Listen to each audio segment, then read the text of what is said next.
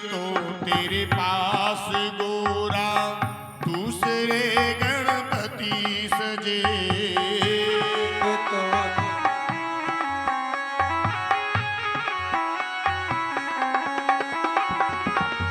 एक तो तेरे पास गोरा दूसरा गणपति सजे।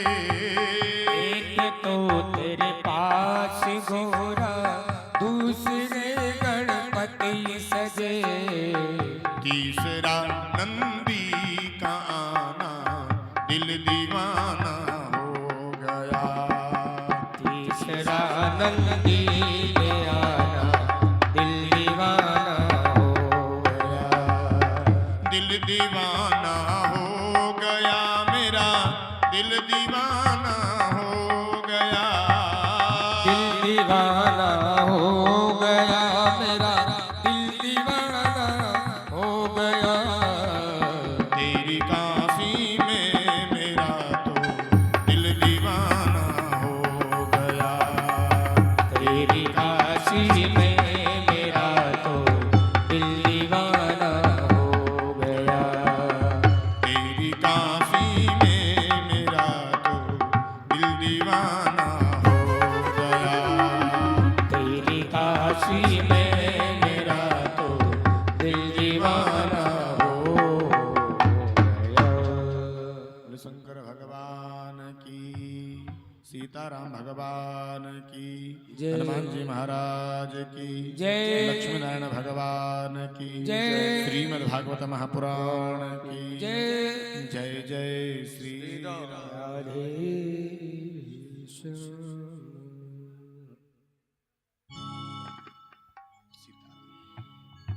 आइए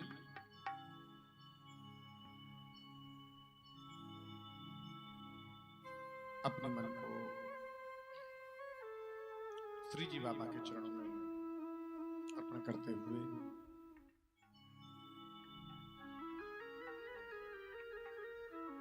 अष्टमी दिवस की पावन कथा श्रृंखला में हम प्रवेश करते हैं।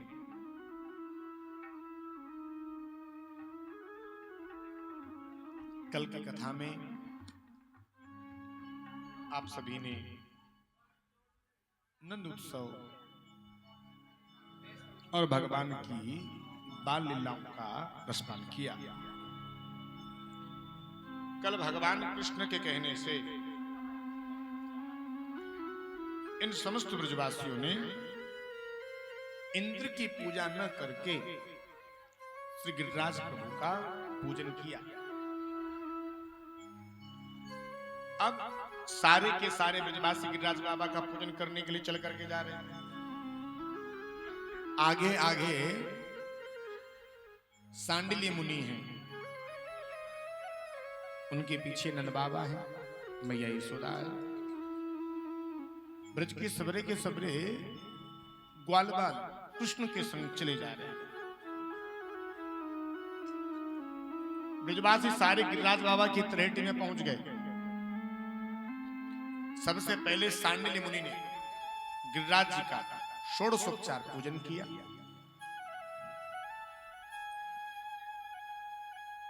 अब ब्रजवासी कहने के लाला भैया बता तेरे गिरिराज जी को पूजन कैसे करना है। बोले कुछ सुना है। सबसे पहले काम यमुना जाओ और यमुना से जल लेकर के आओ और यमुना जल से गिरिराज बाबा को खूब स्नान करवाओ। अब यमुना जी गिरिराज बाबा से दूर पड़ती है और ब्रजवासियों ने सवेरे जल लाना प्रारंभ किया। जल लाते लाते ब्रजवासियों को शाम है गई और अभी तक गिरिराज बाबा की चोटी भी गीली नहीं हुई। महाराज छोटे मोटे थोड़े ही हैं कि भगवान शालिग्राम हुए इतेक से लगाई कटोरी में डुबकी है गई स्नान।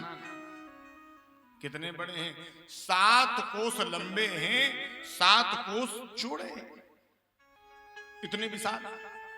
अब तो ब्रजवासियों की जल लाते लाते कमर टूट गई। महाराज ब्रजवासी कहने लगे भैया तेरे गिरिराज देवता को स्नान करवावे की बस की हमारी नहीं है। तो बोले हम तो या कह रहे यदि यूं कहूं से गंगा प्रकट है जाए तो कितनी बढ़िया रहे। अच्छा हाँ एक काम करो सबके सब अपने नेत्र बंद करो।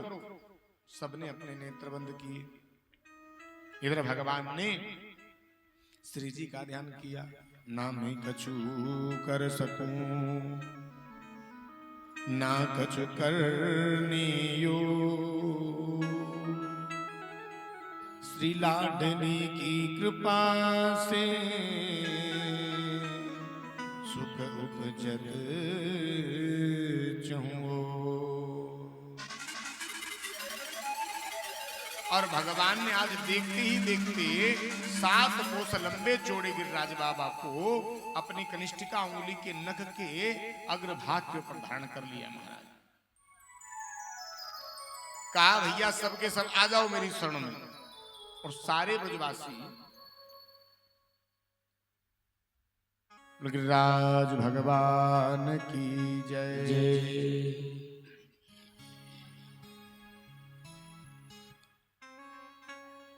अब महाराज यहां से मन से जब भगवान ने गंगा का प्रादुर्भाव किया, गंगा का ध्यान किया, तो यहां से गंगा प्रकट हो गई। और गंगा के जल से आज इन ब्रजवासियों ने भगवान गिरिराज का बड़ा सुंदर स्नान करवाया। नंद बाबा ने कही लाला अब का करनो? भैया कछु ना करनो, एक काम करो, जो तुम प्रसादी लेकर के आए ना, वह प्रसादी को आके भोग लगाओ।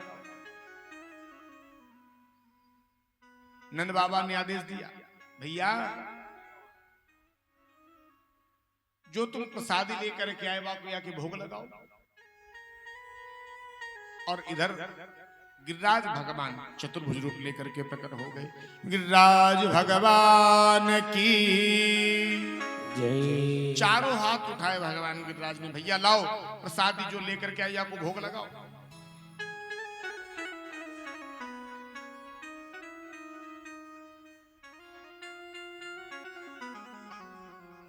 अब ब्रजवासी जो भोग लेकर के आए ना, उसका भोग लगाने लगे।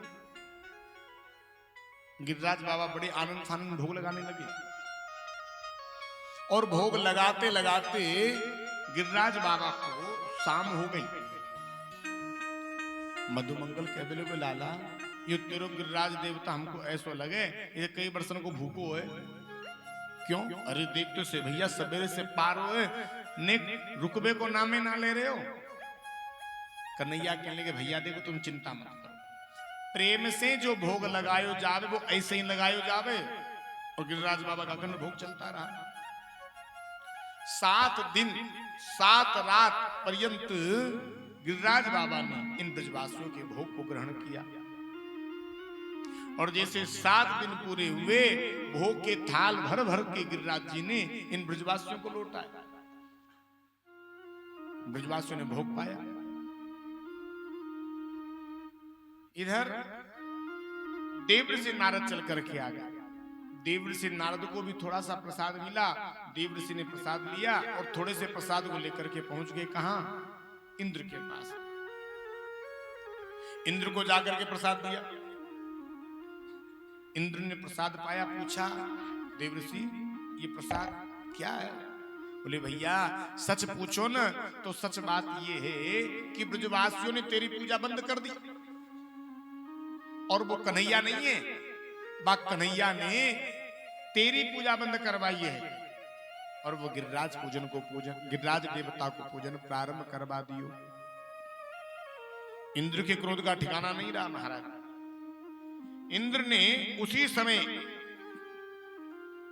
जो प्रलयंकारी मेघ थे सामर्थक नाम के, इन मेघों को आदेश दिया, गणम सामर्थकम नाम मेघानां चांतकारिणी इंद्र प्राचोदयत् क्रुद्धो वाक्यम चाहे समान्युत। हे मेघमाला उस शीघ्रता से ब्रज के ऊपर जाओ और संपूर्ण ब्रज मंडल को भाग करके बराबर कर दो। अब क्या था, इस ब्रज के ऊपर काले काले बादल मंडराने लगे, बिजलियां कड़कने लगी और पलक झपकते ही महाराज घनघोर मूसलाधार बारिश प्रारंभ हो गई। सारे ब्रजवासी भयभीत हो गए, भैया अब का होएगो। कछु ब्रजवासी कहवे लगे, भैया हमने कन्हैया के कहवे थे या गिरिराज देवता को पूजन कियो और इंद्र देवता कुपित है गो, इंद्र नाराज है गो और वही को कोप है, अब क्या करना है? बोले करनो कछु ना है, चलो भाई कन्हैया के पास। कन्हैया के पास गए, प्रार्थना करी, कृष्ण हम तुम्हारी शरण में हैं, अब हमारी रक्षा करो। कन्हैया ने कहा चिंता मत करो, जिस देवता का हमने पूजन किया है ना, वो देवता ही हमारी रक्षा भी करेगा। भगवान समस्त ब्रजवासियों को लेकर के, बाबा नंद मैया यशोदा को लेकर के बाबा गिरिराज की तलहटी में पहुंच गए और गिरिराज बाबा की तलहटी में जाकर के समस्त ब्रजवासियों से कहा, भैया तुम गिरिराज जी की शरण में हो, अतः गिरिराज बाबा का ध्यान करो। गिरिराज जी का ध्यान किया और कन्हैया ने इस काल 7 कोस लंबे चौड़े गिरिराज भगवान को अपनी कनिष्ठिका उंगली के नख के अग्रभाग के ऊपर धारण कर लिया। गिरवरधारी भगवान की जय। सारे के सारे ब्रजवासी गिरिराज बाबा की तलहटी में आ गए। अब कन्हैया ने गिरिराज जी को जब उठायो, सब के सब ब्रजवासी कन्हैया को टकटकी लगा करके देख रहे हैं महाराज। अब कन्हैया को गिरिराज जी उठाए 3 दिन है गए महाराज। मैया कहने लगी, ए भैया तुमने मेरे भोले भाले से लाला को बहला पुसला करके या भारी भरकम गिरिराज को उठवा दियो। अरे भैया ने कहा तुम भी तो सहारो लगाओ। और मैया इन ब्रजवासियों से निवेदन करने लगी, कन्हैया मेरो बारो, नंद लाला मेरो बारो, कन्हैया मेरो वारो, नंद लाला मेरो वारो। नक पे गिरवर लीनो धार, कन्हैया मेरो बारो, नक पे गिरवर लीनो धार, कन्हैया मेरो वारो, कन्हैया मेरो बारो, नंद लाला मेरो प्यारो, मेरो वारो, नंद लाला मेरो वारो। नक पे गिरवर लीनो धार, नंद लाला मेरो प्यारो, नक पे गिरवर लीनो धार, नंद लाला मेरो प्यारो। गिरिराज भगवान की जय हो, गिरिराज जी की।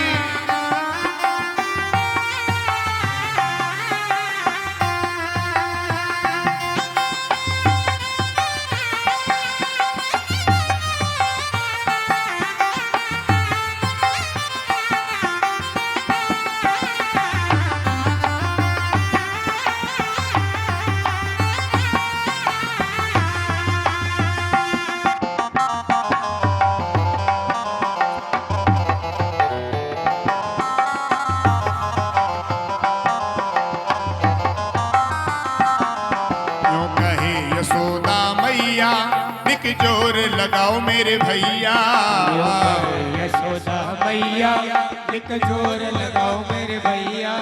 यूं कहे यशोदा मैया निक जोर लगाओ मेरे भैया, यशोदा मैया एक जोर लगाओ मेरे भैया। गिरवर में गिरवर में गिरवर में बोझ अपार, कन्हैया मेरो बारो, गिरवर में बोझ अपार, लाला मेरो बारो, गिरवर लीनो धार, कन्हैया मेरो बारो। जय हो।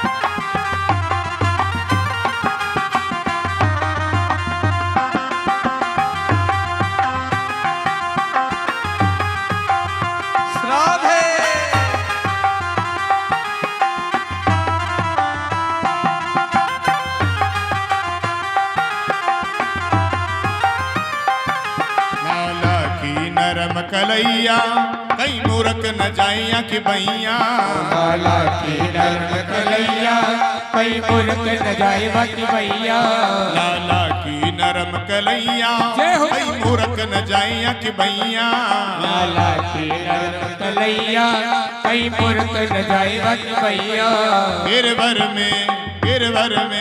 गिरवर में बोझ अपार कन्हैया मेरो बारो गिरवन में बोझ अपार कन्हैया मेरो बारो हरि बोल।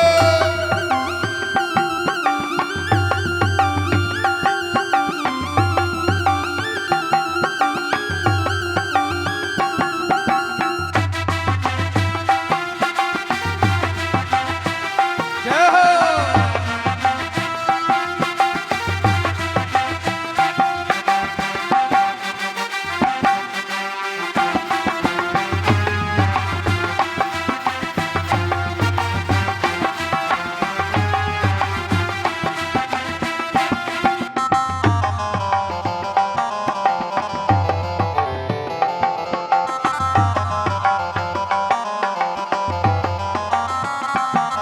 जब कोप इंद्र ने कीनो नक गोवर्धन धर लीनो जब कोप इंद्र ने कीनो ब्रज गोवर्धन धर लीनो जब कोप इंद्र ने कीनो नक गोवर्धन धर लीनो जब कोप इंद्र ने कीनो ब्रज गोवर्धन धर लीनो बादल बरस बरस गए हार कन्हैया मेरो बारो बादल बरस बरस गए हार कन्हैया मेरो बारो कन्हैया मेरो बारो गिरिराज जी को उठा सके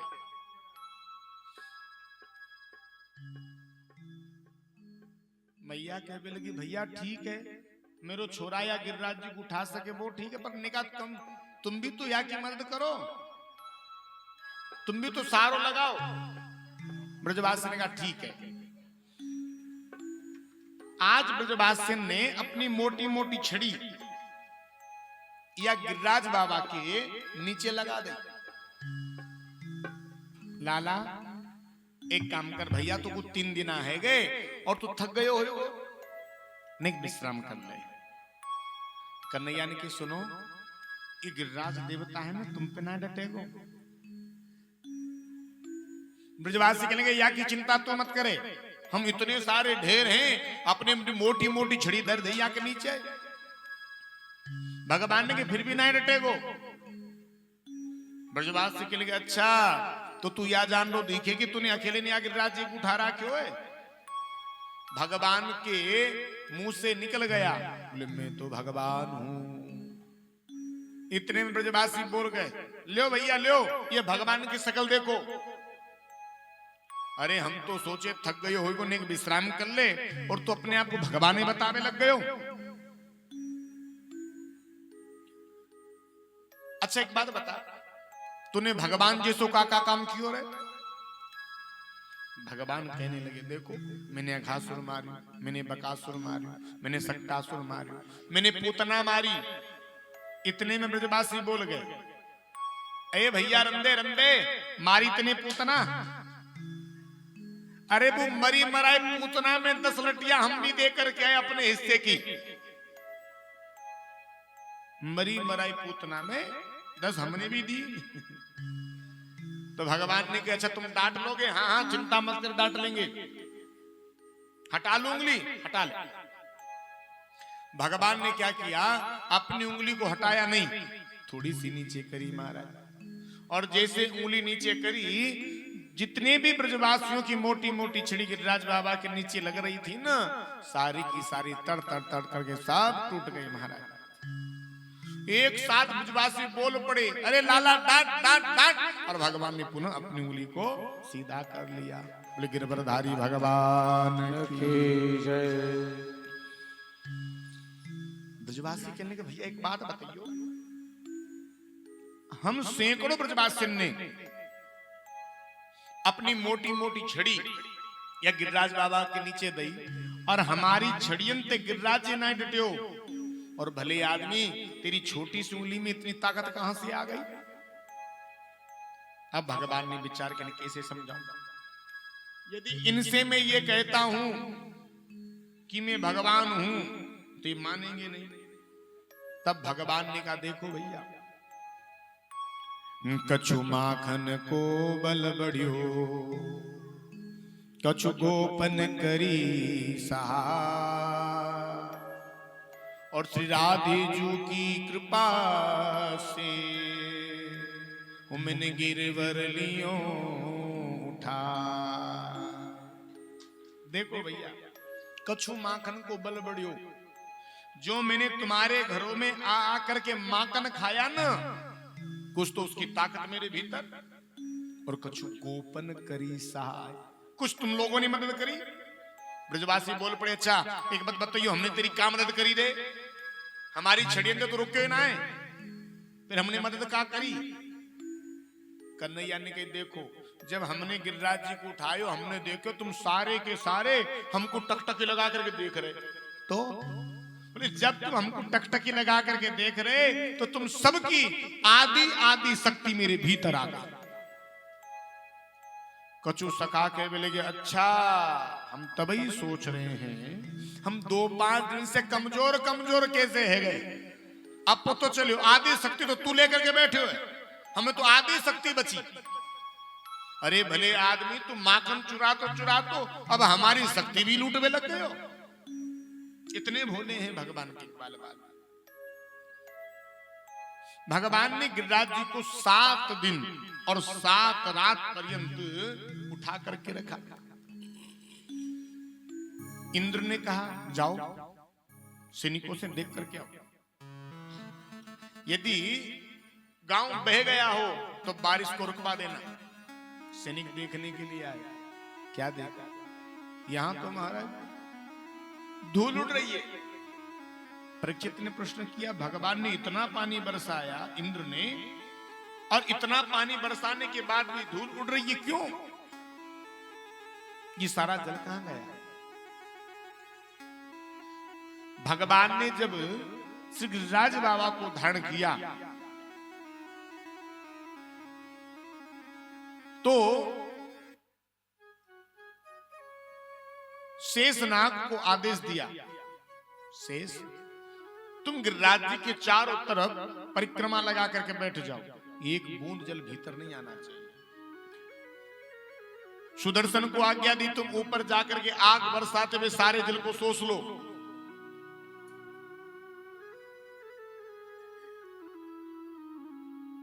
और भगवान ने अगस्त बाबा को ध्यान किया, बाबा आप जहां कहीं भी हो पधारो और आकर के अपनी प्यास को शांत करो।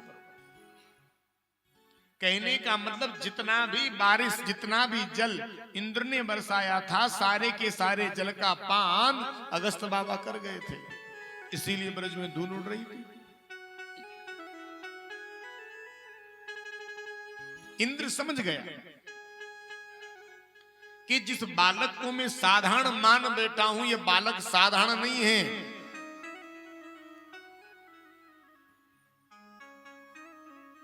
हम 10 किलो का पत्थर 1 घंटे अपने हाथ पर खड़े होकर के नहीं बैठ सकते महाराज। इसने तो 7 कोस लंबे चौड़े गिरिराज जी को अपने नक के ऊपर धारण कर लिया, ये साधारण नहीं हो सकता। इंद्र चलकर के आया ऐरावत हाथी से, जहां से ब्रज की सीमा प्रारंभ हुई वहां से इंद्र पैदल पैदल दंडोती करता हुआ चल करके आया भगवान के पास। आकर के भगवान से क्षमा मांगी, भगवान से प्रार्थना करी, है दीनबंधु आप हमें क्षमा कर दो, आपका पार ब्रह्मा आदि देवता भी नहीं पा सकते प्रभु, तब हम आपका पार क्या पा पाएंगे। इंद्र ने भगवान की 10 श्लोकों में स्तुति करी। कृष्णाय वासुदेवाय देवकी नंदनाय च नंद गोप कुमाराय गोविंदाय नमो नमः। नमः पंकजनाभाय नमः पंकजमालिने नमः पंकजनेत्राय नमस्ते पंकजांगये।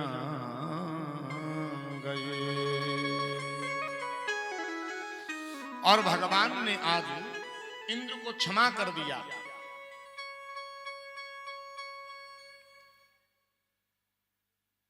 कल कथा में आपने सुना अपराध तो ब्रह्मा से भी हुआ। ब्रह्मा जी ने ग्वाल बालों का हरण कर लिया और अपराध आज इंद्र से भी हुआ। इंद्र भगवान के इन भक्तों को बहा करके मार देना चाहता था। अपराध तो दोनों ने किया, लेकिन भैया देखो भगवान ने ब्रह्मा को क्षमा नहीं किया और इंद्र को क्षमा कर दिया। क्यों? अपराध तो दोनों से हुआ, लेकिन दोनों के अपराधों में भिन्नता है। एक की गलती की वजह से भक्त और भगवान 1 वर्ष तक एक दूसरे से अलग अलग रहे, और एक की गलती की वजह से भक्त और भगवान 7 दिन 7 रात एक साथ एक जगह इकट्ठे रहे। भगवान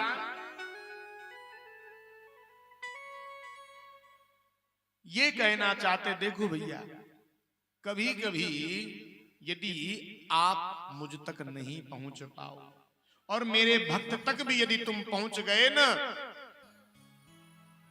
तो मैं अपने भक्त का कल्याण बाद में करूंगा, लेकिन पहले जिसने भक्त के चरणों को पकड़ा है ना, उसका कल्याण पहले करूंगा। इतना प्रेम करते हैं भगवान अपने भक्तों से महाराज।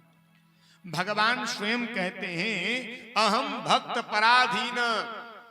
भगवान कहते हैं मैं भक्तों के अधीन हूं, और जो हमारे इतना अधीन है वो क्या हमारा ध्यान नहीं रखेगा? भगवान एक भक्त का ध्यान कैसे रखते हैं? लिखा है सदा करे तिनकी रखवारी, जिमी बालक राखे महतारी। जैसे एक मैया अपने छोटे से बालक का ध्यान रखती है ना, वैसे ही भगवान अपने भक्तों का ध्यान रखते हैं। जैसे एक माँ अपने बालक को प्रेम करती है, वैसे ही भगवान अपने भक्तों से प्रेम करते हैं। मैया अपने बालक के लिए अपना सर्वस्व बलिदान करने के लिए तत्पर रहती है, अपना सब कुछ लुटाने के लिए तैयार रहती है। सूर चरितावली में एक प्रसंग आता है। हनुमान जी महाराज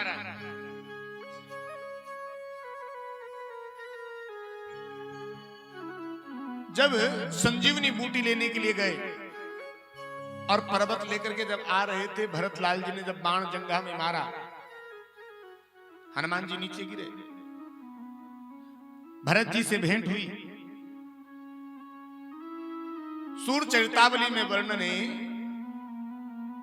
इस बात की सूचना माताओं को भी मिल गई। कौशल्या मैया आई चल करके, बड़े ध्यान से सुनना।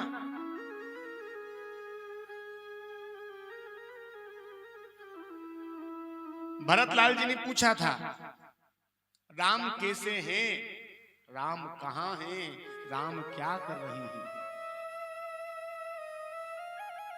आपने एक श्लोकी रामायण सुनी होगी, आदो राम तपो वनादिगमनम हत्वा मृगम कांचनम वेदे ही हरणम जटायु मरणम। इस एक श्लोकी रामायण को लिखने वाला कवि कौन है? किस कवि ने इस रामायण को लिखा? इस एक श्लोकी रामायण को लिखने वाले, इस एक श्लोकी रामायण को कहने वाले हनुमान जी महाराज हैं। आप इस एक श्लोकी रामायण में देखेंगे न तो इसमें भगवान का जन्म है, न इसमें भगवान का विवाह है, न इसमें रावण के मरने की बात है। ये रामायण कहां से चालू हुई? आदो राम तपो वनादिगमनम। ये कौन सा कवि है? ये हनुमान जी महाराज हैं। जब भरत जी ने पूछा राम जी कहां हैं, हनुमान जी ने कहा जहां हमारी भेंट राम जी से हुई ना, हम वहीं से कहेंगे। तब लिखा आदो राम तपो वनादिगमनम। हत्वा मृगम कांचनम वेदे ही हरणम, वेदे ही यानी सीता का हरण हो चुका है, जटायु मरणम जटायु मर चुका है, और लक्ष्मण जी को शक्ति लगी है। जैसे ही लक्ष्मण जी को शक्ति की बात सुनी ना, आज भरतलाल ने कहा, भरतलाल ठहाका मार करके हंसे जैसे लक्ष्मण जी को शक्ति की बात आई। हनुमान दादा कहने लगा, भरतलाल जी क्या हुआ? मैंने कोई खुशखबरी तो नहीं सुनाई आपको जो आप ठहाका मार करके हंस रहे हैं? मैं तो आपको दुख की बात बता रहा हूं। हनुमान कह रहे लखन को शक्ति लगी है, और भरतलाल जी हंस गए। क्यों हंसे? भरतलाल जी कहने लगे, मैं इसलिए हंसा, मुझ अभागे की वजह से, मुझ पापी की वजह से मेरे कुल को कलंक लग गया था कि मैंने राम को वन भेज दिया। पर हो सकता है ये कैकेयी के वंश का दोष हो, पर मेरे भैया लखन ने अपने ऊपर शक्ति का बाण, शक्ति बाण खा करके ये सिद्ध कर दिया कि रामायण में लखन जैसा भाई भी है, जो अपने बड़े भैया के ऊपर कोई आपत्ति आए, कोई मुसीबत आए, तो उसका भाई उस मुसीबत को अपने माथे पर, अपनी छाती पर लेने के लिए तैयार बैठा है। इस कलंक को मेरे भाई लखन लाल ने धो दिया।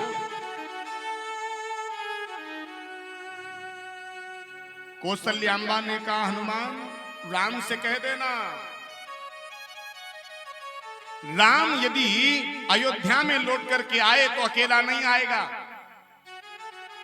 मैंने दोनों को भेजा था, यदि राम आए तो दोनों को लेकर के आएगा, अकेला राम आने की जरूरत नहीं है। इतने में सुमित्रा मैया आई। सुमित्रा ने कहा, हनुमान ध्यान मत देना, मेरी बहन कौशल्या पागल हो गई है। पागल हो गई है? हाँ। अरे हनुमान भला एक बात बताओ, किसी मैया का लंगड़ा, लूला, काना, बेरा, अगला पगला कैसा भी बेटा यदि मेले में खो जाए, वो माँ अपने पागल बेटे को ढूंढने के लिए पूरे के पूरे मेले को सिर पर उठा लेती है। अरे हनुमान जरा विचार करो, जिस माँ का राम जैसा बेटा बन चला गया हो, उसकी माँ पागल नहीं होगी तो क्या होगी? मेरी बहन पागल हो गई है।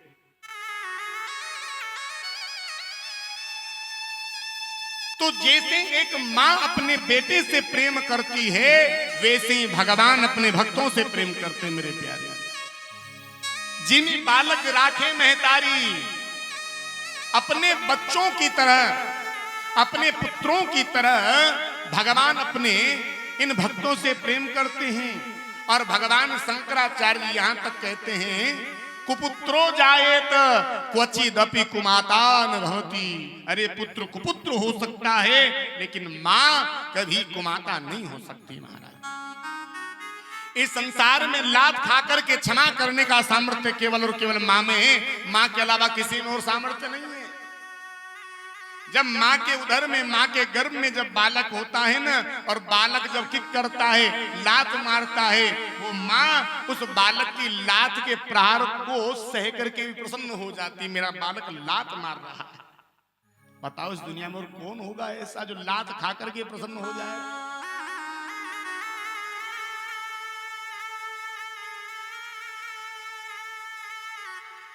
दोपहर को आदमी जब घर में काम करके आता है, खेत से थक करके चूर होकर के जब आता है ना, दो दौड़ते हैं द्वार की तरफ। एक माँ दौड़ती है, मेरा बेटा आया है। एक पत्नी दौड़ती, मेरा पति आया। पत्नी जेब टटोलती है, कितना कमा करके लाए, लेकिन माँ अपने आंचल से अपने बेटे का पसीना पोंछती है। ये अंतर है महाराज माँ का। इसीलिए मां कभी कुमाता नहीं हो सकती। इसीलिए भगवान की तुलना करिए तो मां से करिए। सबसे पहले हम भगवान की स्तुति भी करते हैं तो क्या आता है? तुमेव माता है? मां की संज्ञा पहले महाराज, फिर बाद में च पिता तुमेव। मां साधारण नहीं है महाराज। अस्तु भगवान सुखदेव कहते हैं कि भगवान अपने भक्तों के ऊपर बाद में कृपा करता है, लेकिन यदि कोई भक्त के भी चरण पकड़ लेता है तो भगवान भक्त का कल्याण पहले कर देता है। और आज इसी वजह से इंद्र ने गलती करी पूरे ब्रजमंडल को बहाने की, और इस गलती की वजह से 7 दिन 7 रात भक्त और भगवान एक जगह खड़े रहे। इसी बात से रीझ करके भगवान ने आज इंद्र को क्षमा कर दिया। लेकिन राज भगवान की जय। अब भगवान ने तो क्षमा कर दिया, इंद्र प्रसन्न हो गए। भगवान ने कहा ज्यादा खुश मत हो, पहले मैया से मिल लो जा करके। हमने तो कर दिया क्षमा, मेरी मां क्षमा करेगी तब होगा। इंद्र चल करके गए। इंद्र ने जाकर के मैया की तरफ देखा, मैया से कहा मैया हमको क्षमा कर दे। मैया यशोदा कहने की लाला देख भैया, तू कोई भी हो, तू इंद्र रहे तो का, ब्रह्मा रहे तो का, विष्णु रहे तो का, हमको क्या मतलब है। हम हैं सीधे साधे ब्रजवासी, और मैं अपने लाला को 8 याम भोजन करवाऊं, और तेरी वजह से मेरो छोरा 7 दिन तक भूखो प्यासो खड़ो रहो। जा, हम तुमको क्षमा नहीं करेंगे। इंद्र ने कहा है भैया देख, तेरे लाला ने हमको क्षमा कर दियो और तू इतनी निष्ठुर बन रही है, हमको क्षमा नहीं कर रही। हे मैया कर दे क्षमा। इतने में कन्हैया आए। कन्हैया ने मैया की तरफ देखा, और जैसे मैया की तरफ देखा, मैया सब भूल गई।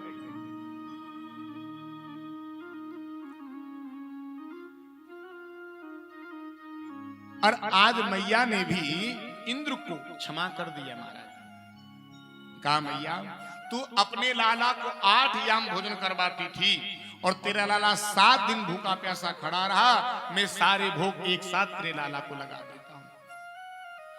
तो आज इंद्र ने प्रथम बार भगवान गिरिराज को 56 भोग लगाए। सुरभि मैया आई। सुरभि गैया ने गिरिराज बाबा का दुग्ध से अभिषेक किया। आकाश गंगा के जल से भगवान गिरिराज का सुंदर अभिषेक हुआ।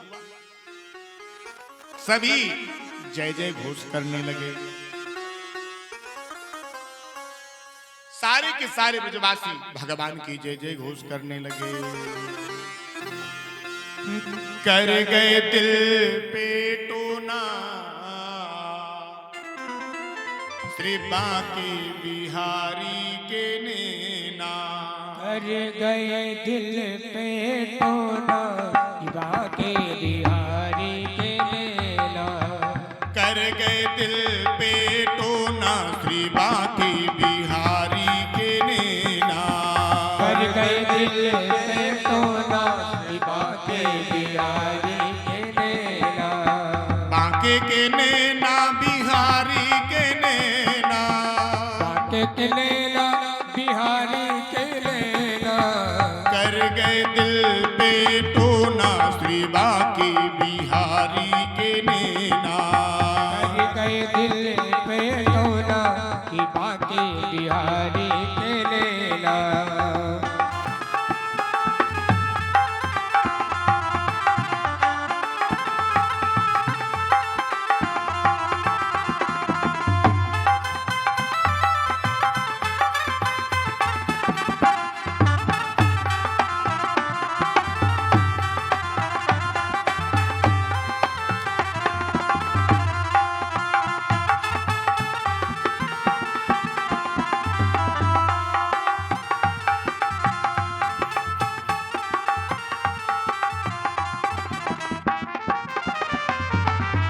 इन नैनों पे मैंने सब कुछ हारा। इन नैनों पे मैंने सब कुछ हारा। बांका लगे मेरा प्यारा प्यारा, बांका लगे मोए प्यारा प्यारा।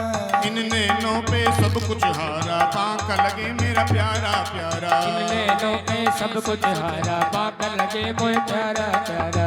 इन नैनों पे मैंने सब कुछ हारा, इन नैनों पे मैंने सब कुछ हारा।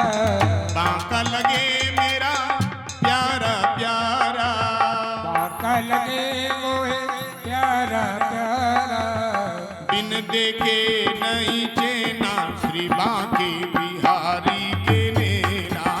बिन देखे नहीं चेना कि बांके बिहारी के नैना। हरि बोल।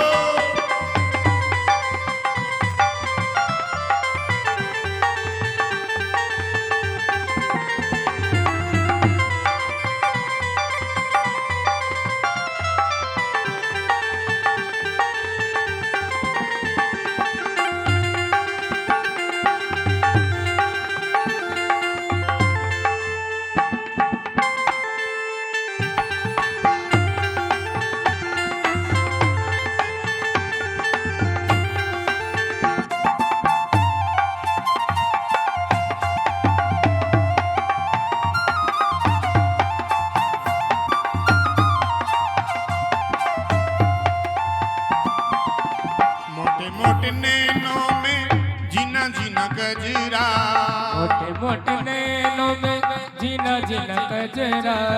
प्यारा लगे मेरा फूलों का गजरा। प्यारा लगे तेरा तेरा फूलों का गजरा।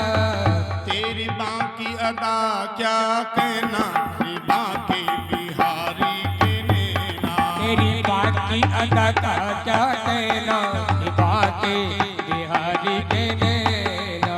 बांके के नैना बिहारी के नैना, बांके के नैना बिहारी के नैना। कर गए दिल पे टोना श्री बांके बिहारी के नैना। कर गए दिल पे टोना श्री बांके, बिहारी के नैना। कर गए दिल पे टोना श्री बांके बिहारी के नैना। बांके बिहारी के नैना। बांके बिहारी के नैना।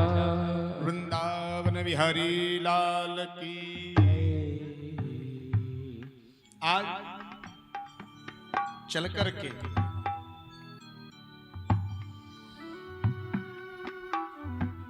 समस्त ब्रजवासी अपने अपने गांव में लौट करके आए।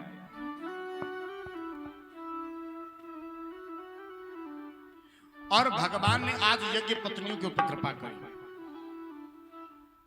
एक दिन भगवान गैया चराते चराते थोड़ी दूर चले गए, और भगवान जब दूर गए तो भगवान को भूख सताने लगी। भगवान ने अपने ग्वाल बालों से कहा, भैया कुछ लेकर के आयो खावे के ताई। ग्वाल बाल कहने के, लाला कुछ ना लेकर के आए भैया, बड़ी जोरन की भूख लग रही है। भैया कुछ हते ना है, कहां से दे में। बोले एक काम करो, यहां से थोड़ी दूरी पर ब्राह्मण यज्ञ कर रहे हैं, और जहां ब्राह्मण यज्ञ कर रहे हैं वहीं यज्ञशाला के सामने उनके घर बने हुए हैं, तुम वहां जाओ और वहां से कुछ प्रसादी लेकर के आओ। ग्वाल बाल ने कहा, ठीक है लाला, अब हाल जाए। अब ग्वाल बाल चल करके गए। यज्ञशाला में ब्राह्मण लोग बैठे अपना मंत्रोच्चारण कर रहे, स्वाहा स्वाहा स्वाहा स्वाहा, आहुति लगा रहे। ग्वाल बाल पहुंच गए, दोनों हाथ जोड़े प्रणाम किए। ब्राह्मण देवताओं प्रणाम करते हैं।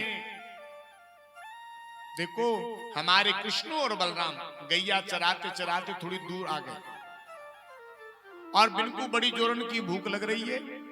देखो हम तुम्हारे पास आए हैं, कछु सामग्री होए खावे के ताई तो दो। अब ब्राह्मण जो यज्ञ कर रहे थे जिस लकड़ी के सुरवे से, उसी को इशारा किया मारने के लिए, अरे चले जाओ गांव के ग्वालों, यहां से बिना पिटे। बेचारे छोटे छोटे ग्वाल बाल छोटो सा मुंह लेकर कन्हैया के पास आए चल करके। भगवान ने के लिए आए, ग्वाल बाल कहने लगे 5 अंगार लेकर के खाओगे? क्या मतलब? अरे भैया तूने बाँ भेज दी हमको इतनी दूर, तेरो भोजन तो गोयो कुएं भाड़ में। उन ब्राह्मण देवताओं ने तो हमारो प्रणाम तक नहीं स्वीकार कियो।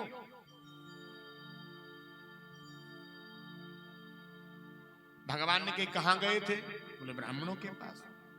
भगवान ने कहे तो भले आदमी हूं, हमने तुमसे कहा था जहां ब्राह्मण यज्ञ कर रहे हैं यज्ञशाला के सामने उनके घर बने हुए, तुम वहां जाते।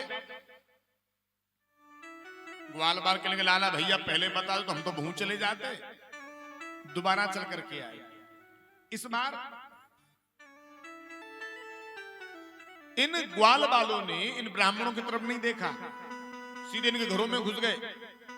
ब्राह्मण विचार करने लगे, लो ये तो हमारे घरों में घुस रहे। वहां यज्ञ पत्नियां मिली, ब्राह्मण पत्नियां मिली। ब्राह्मणों से पत्नियों से कहा मैयाओं, हमारे कृष्ण बलराम आज गैया चराते चराते दूर आ गए और उनको बड़ी जोरन की भूख लग रही है। कछु खावे के ताई हो तो दो। ब्राह्मण पत्नियां बड़ी प्रसन्न हो गई, गदगद हो गई, कहने लगी भैया तुम नेक दे डटो, अबाल कछु बना करके तैयार करें।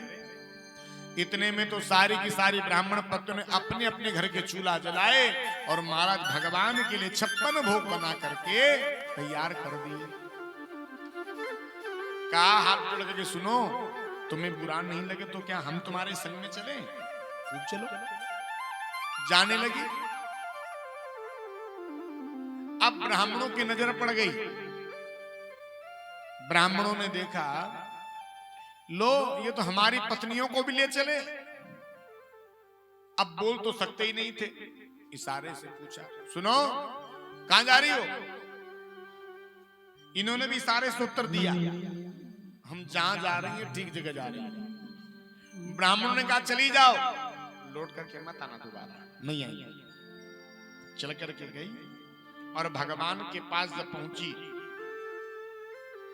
तो भगवान ने इन ब्राह्मण पत्नियों का बड़ा सुंदर स्वागत किया। स्वागतम वो महाभाग अस्यताम करवाम किमा यन्यो दीक्षया प्राप्ता उपपन्नम इदं हिप। हे महाभागाओं, हे भाग्यशालिनियों, मैं तुम्हारा स्वागत करता हूं, आओ। इन ब्राह्मण पत्नियों ने सारे ग्वाल वालों को भोजन करवाया। कृष्ण बलराम को भी अपनी गोदी में बिठाया, अपने हाथों से भोजन करवाया। और पता है जब भगवान को अपने हाथों से भोजन करवाया तो इन गोपियों की मन की जो भाव दशा थी ये बदल गई। इनके मन के भाव बदल गए। भगवान ने भोजन पाया, हाथ जोड़ करके कहा गोपियों आप सबने हमें भोजन करवाया, बहुत बहुत साधुवाद, बहुत बहुत धन्यवाद। पर अब आप अपने अपने घरों को जाओ। ब्राह्मण पत्नियों ने मना कर दिया, अब हम हमारे घर को नहीं जाएंगे। क्यों? क्योंकि जब हम आपके पास आ रही थी तो हमारे पतियों ने इशारे से मना कर दिया था लौट करके मत आना, और हमने भी प्रभु आपके चरणों के भरोसे कह दिया नहीं आएंगी। और मान लो हम चली भी गई तो हमारे पति हमें स्वीकार नहीं करेंगे। भगवान ने कहा क्यों चिंता करती हो, तुम जाओ तो एक बार, तुम्हारे पति तुम्हारा आज इतना सम्मान करेंगे, इतना सम्मान करेंगे जितना सम्मान आज दिन तक नहीं किया होगा। और इधर जितने भी ब्राह्मण थे सब के सब अपने आप को कोस रहे थे, कह रहे थे दिग जन्म न स्रवित विद्या, दिग्व्रतम दिग बहुज्ञताम, दिग कुलम दिग क्रियावाक्ष्यम विमुखा ए तदोच्छरी। हमारे कर्म के ऊपर धिक्कार है, हमारे जन्म के ऊपर धिक्कार है, हमारे प्रत्येक कार्य के ऊपर धिक्कार है। अरे हम सारा का सारा पूजन पाठ यज्ञ दान पुण्य सेवा तीर्थ क्यों करते हैं? उस परमेश्वर की प्राप्ति के लिए। और वही परमात्मा हमारे इतने समीप आ गया, फिर भी हम उसके दर्शन तक नहीं कर पाए। हमसे तो ज्यादा भाग्यशाली हमारी पत्नियां निकली, जो कम से कम भगवान के दर्शन के लिए तो चली गई। इतने में ही ये सारी की सारी ब्राह्मण पत्नियां चल करके आ गई। ब्राह्मणों ने अपनी पत्नियों को जैसे ही देखा, कहा देवियों आज तुम बुरा नहीं मानो, तो तुम्हें अपना गुरु मान करके तुम्हारे चरणों में प्रणाम करने का मन करता है। और ब्राह्मण झुकने वाले थे, लेकिन ब्राह्मण पत्नियों ने अपने अपने पतियों खड़ा कर दिया। क्या करते हो भगवान? अरे आज आपके ही चरणों की सेवा का प्रताप है जो हमें परमात्मा का साक्षात्कार हो गया। यदि हम आपके चरणों की सेवा नहीं करती तो मैं कभी भी परमात्मा की प्राप्ति हो ही नहीं सकती थी। सुखदेव भगवान कहते हैं, प्यारे भगवान को हम यदि प्राप्त करना चाहते हैं तो भगवान सरलता पर रिझते हैं। आप देखिए, चारों वेदों के प्रखांड विद्वान ब्राह्मणों को भगवान की प्राप्ति नहीं हुई, लेकिन घर बैठी हुई इन ब्राह्मण पत्नियों को भगवान की प्राप्ति सरलता से हो गई। जय हो। और भगवान को प्राप्त करना है तो हमें सरल बनना पड़ेगा। और इस दुनिया में सबसे कठिन काम ही सरल होना है।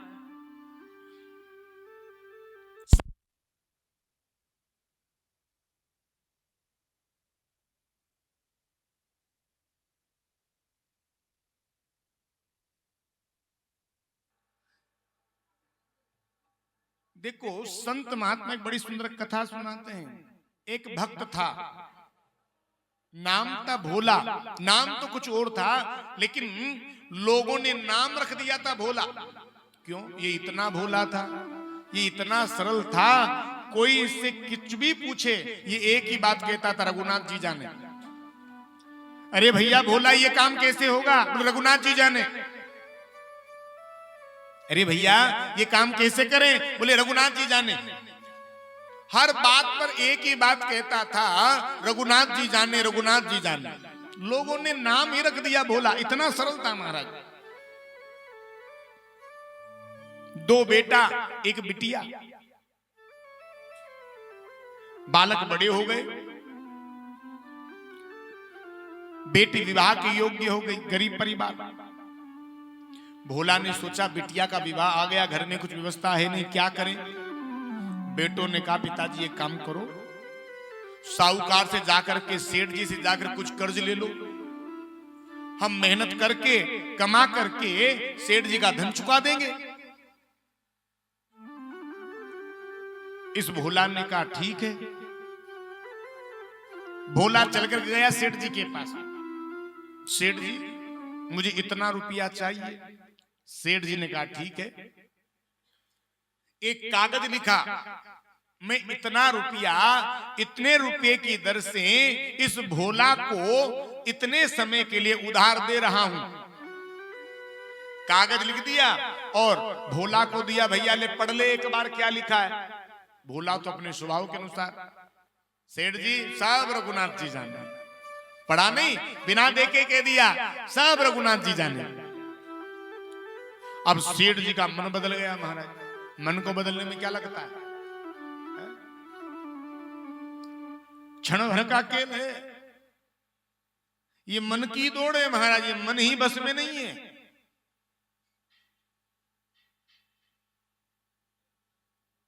मन से तेज चलने वाली वस्तु इस संसार में दूसरी नहीं है। मन बदल गया सेठ का। बोले इससे ज्यादा पैसा ठगा जा सकता है।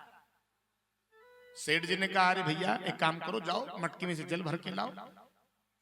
भोला गया मटकी में से जल लेने के लिए। इतने में सेठ जी ने चाल खेली, जो बही लिखी थी ना, जो कागज लिखा था उसे छिपा लिया और खाली कागज दे दिया भोला को, ले भैया। कर्ज लेकर के गया और जो कागज सेठ जी ने दिया था वो भगवान के चरणों में चढ़ा दिया, रघुनाथ जी के चरणों में। शादी हो गई, बिटिया विदा हो गई, बच्चों ने मेहनत करी, धन कमाया और धन इकट्ठा करके पिताजी को दिया। पिताजी सेठ जी का धन सूद सहित दे आओ। भोला आया, सेठ जी को सूद सहित जितना धन लिया था ब्याज सहित दे दिया।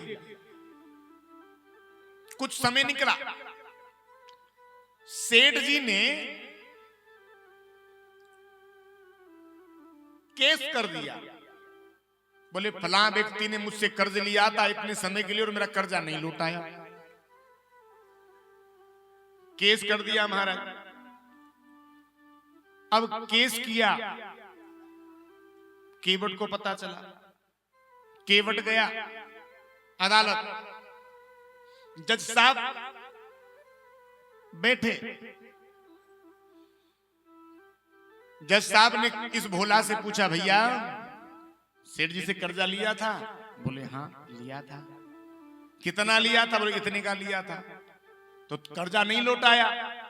भोला ने कहा मैंने इनको कर्जा लौटा दिया। बोले ये तो कह रहे हैं कि कर्जा नहीं लौटाया। अच्छा एक बात बताओ, जब तुमने सेठ जी को कर्जा दिया था, सेठ जी को जब तुमने रुपया दिया था, तुम्हारे और सेठ जी के बीच में कोई था? भोला ने कहा सिवाय रघुनाथ जी के और कोई नहीं था। अब उसका तो स्वभाव था। जज साहब ने सोचा कोई रघुनाथ नाम का व्यक्ति होगा, केवट गरीब व्यक्ति, केवट गरीब आदमी। जज साहब ने सोचा गरीब आदमी है, जज साहब ने अपने पैसे से रघुनाथ जी के नाम संबंध जारी कर दिया। अब यहां से व्यक्ति गया, पूरे गांव में घूम गया।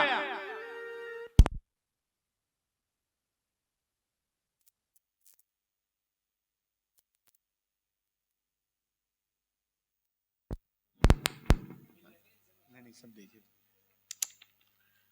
आप देखिए योग से उस पूरे गांव में रघुनाथ नाम का कोई व्यक्ति नहीं था। अब जो संबंध लेकर गया बड़ा दुखी, बड़ा परेशान, महाराज जगह जगह घूमता रहा, कोई रघुनाथ नाम का व्यक्ति नहीं मिला। उसने पूछा भैया तुम्हारे गांव में कोई रघुनाथ नाम का व्यक्ति है? बोले कोई नहीं है, पर हाँ रघुनाथ जी का मंदिर है।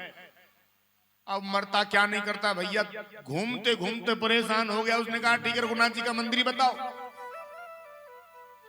चला गया मंदिर के बाहर। अब वहां पुजारी जी बैठे थे। इसने सोचा यही रघुनाथ जी होंगे और संबंध ले जाकर के पुजारी के हाथ में दे दिया। पुजारी ने सोचा प्रभु जब आपने संबंध मंगवा ही लिया है तुम्हें भी क्यों लौटाऊं। सिग्नेचर पुजारी जी ने कर दिया, संबंध मिल गया। और पुजारी जी ने संबंध भगवान के चरणों में ले जाकर के धर दिया।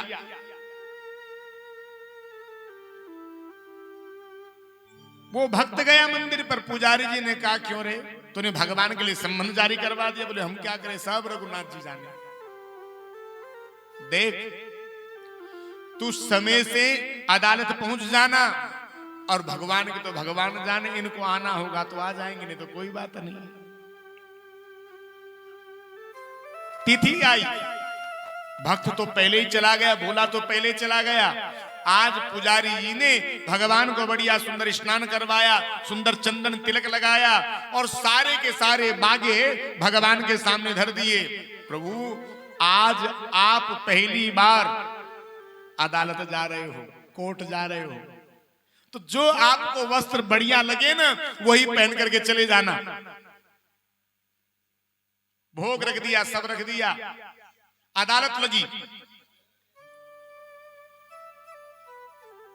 आवाज लगाई रघुनाथ हाजिर हो, रघुनाथ हाजिर हो, रघुनाथ हाजिर हो। इतने में महाराज क्या देखा, भीड़ के बीच में से एक बूढ़ा व्यक्ति निकल करके आया। जज साहब कुर्सी पर बैठे रहे और ये वृद्ध व्यक्ति कटघरे में जाकर खड़ा हो गया। जज साहब ने पूछा, क्यों? जब इस भोला ने सेठ को धन दिया था, क्या तुम वही थे? इस वृद्ध व्यक्ति ने कहा, हां मैं वही था। सेठ जी तो मना कर रहे, बोले नहीं, मेरे सामने इसने धन दिया है और सेठ जी ने कागज भी लिखा था और इतने नंबर की अलमारी में, इतने नंबर की बही में वो कागज आज भी सुरक्षित रखा हुआ है, जिसमें लिखा हुआ है कि केवट ने, इस भोला ने सारा का सारा धन सूद सहित वापस दे दिया। सेठ जी को यहीं रखा जाए, सैनिक यहां से भेजे जाए। अब महाराज सेठ जी को वहीं रखा, 2 पुलिस वाले भेजे गए।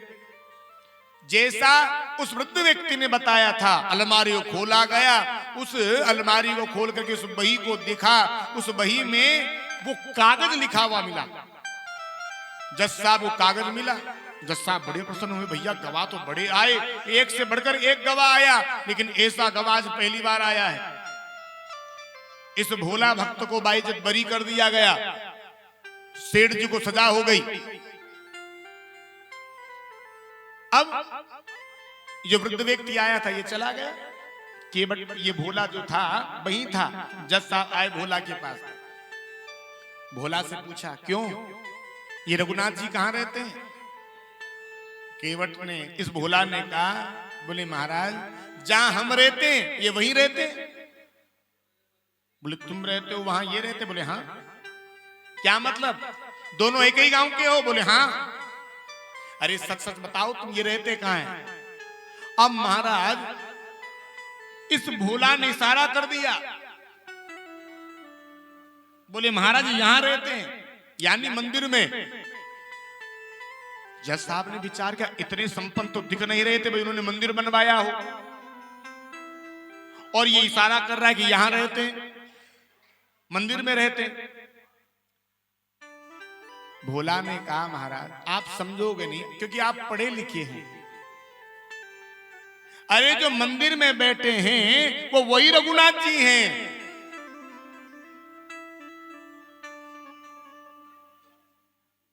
और जैसे ही महाराज जज साहब को इस बात का पता चला, जज साहब ने उसी दिन से अपनी नौकरी को छोड़ दिया और जज साहब संत बन गए। महाराज कहने का भाव इतना है, भगवान जब कभी कृपा करते हैं तो सरल व्यक्ति के ऊपर कृपा करते हैं, सीधे व्यक्ति के ऊपर कृपा करते हैं।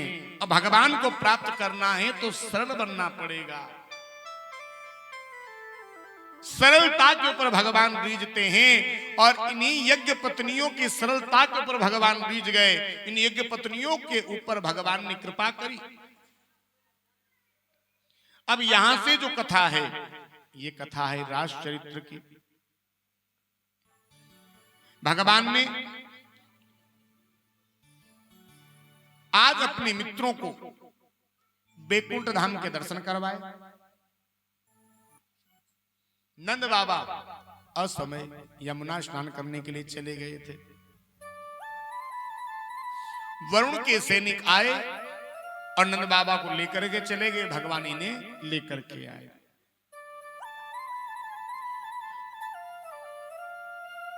भगवान सुखदेव कहने लगे, भगवान पिता रात्रि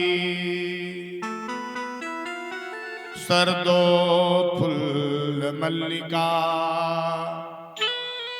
विचरन्तु मनश्चक्रे योगमायामुपाश्रिता।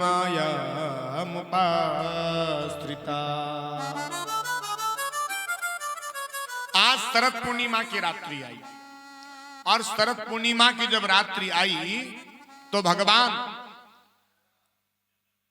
अपने घर से उठे रात्रि को और उठकर के यमुना के किनारे एक ऊंचे से टीले पर जाकर के भगवान बैठ गए। भगवान ने अपने बगल में से बंसी को निकाला और बंसी से कहा, बंसी देख, मैं नित्य अपने इन नन्हे नन्हे हाथों से तेरे कोमल कोमल चरणों को दबाता हूं, पर मैंने आज दिन तक कभी तुझसे कुछ मांगा नहीं है, पर आज मांगने का मन करता है। बंसी ने कहा, प्रभु मांगो ना। भगवान ने कहा, देख बंसी, तू आज ब्रजमंडल में इतनी मीठी बच करके बता, इतनी सुंदर बच करके दिखा कि जो भी गोपी जिस स्थिति में हो उसी स्थिति में मेरे पास चल करके आ जाए। ये गोपियां कौन थी जिन गोपियों के संग भगवान ने राज किया? ये गोपियां साधारण स्त्री नहीं थी तुम्हारी और हमारी भांति महाराज। ये वेदों की ऋचाएं थी, श्रुति रूपा, यज्ञ रूपा इत्यादि बड़ी बड़ी श्रुतियां महाराज भगवान की गोपियां बनकर के आई। और आज भगवान ने अपने अदृष्ट पर इस बंसी को रखा, और जैसे ही भगवान की बंसी बजी, ब्रज 84 कोस में भगवान की बंसी गूंजने लगी। जो गोपी जिस स्थिति में थी उसी स्थिति में भगवान के पास दौड़ करके चली गई।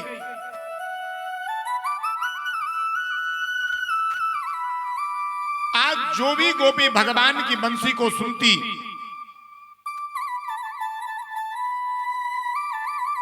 आज इस गोपी को यूं लगता कि आज मानो श्याम सुंदर हमारा नाम लेकर के ही हमें पुकार रहा हो।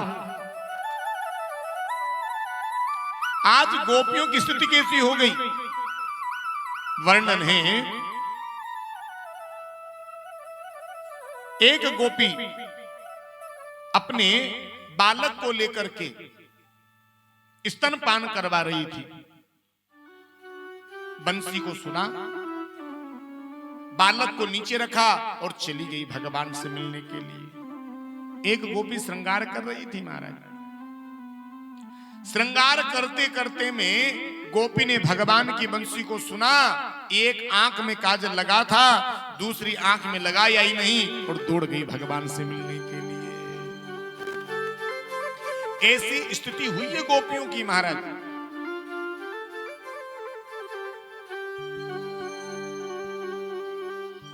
ये तो मैं तो सुन मुरली की तार, दौड़ी आई सांवरिया। मैं तो सुन मुरली की तार, दौड़ी आई सांवरिया। मैं तो सुन मुरली की तान में दौड़ी आई सांवरिया। मैं दौड़ी आई सांवरिया, मैं दौड़ी आई सांवरिया।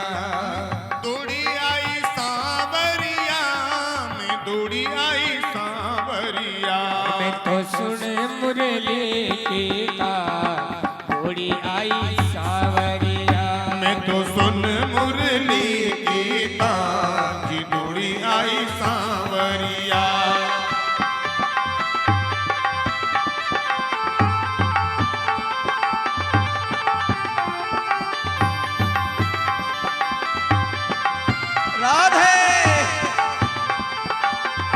मुरली की आवाज मैंने भागा में सुनी थी। मुरली की आवाज मैंने भागा में सुनी ओ थी। मैं तो फुलड़ा तोड़ती बाजाई रे नंदलाला रे। फुलड़ा तोड़ती बाजाई रे नंदलाला।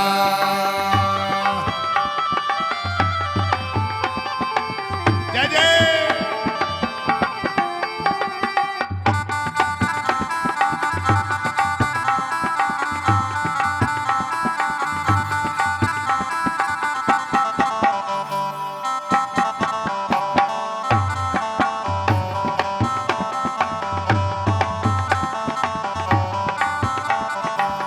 बंसी की आवाज मैंने रसोया सुनी थी। मुरली की आवाज मैंने रसोया सुनी थी। मुरली की आवाज मैंने रसोया सुनी थी। मुरली की आवाज मैंने रसोया सुनी थी। रोटी फुलका रोटी तुआ पे छोड़ाई रे नंदलाला रे। रोटी तुआ ये छोड़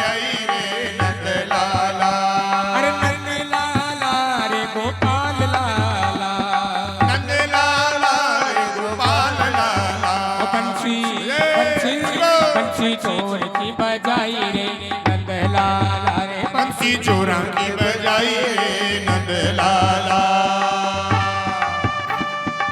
राधे राधे।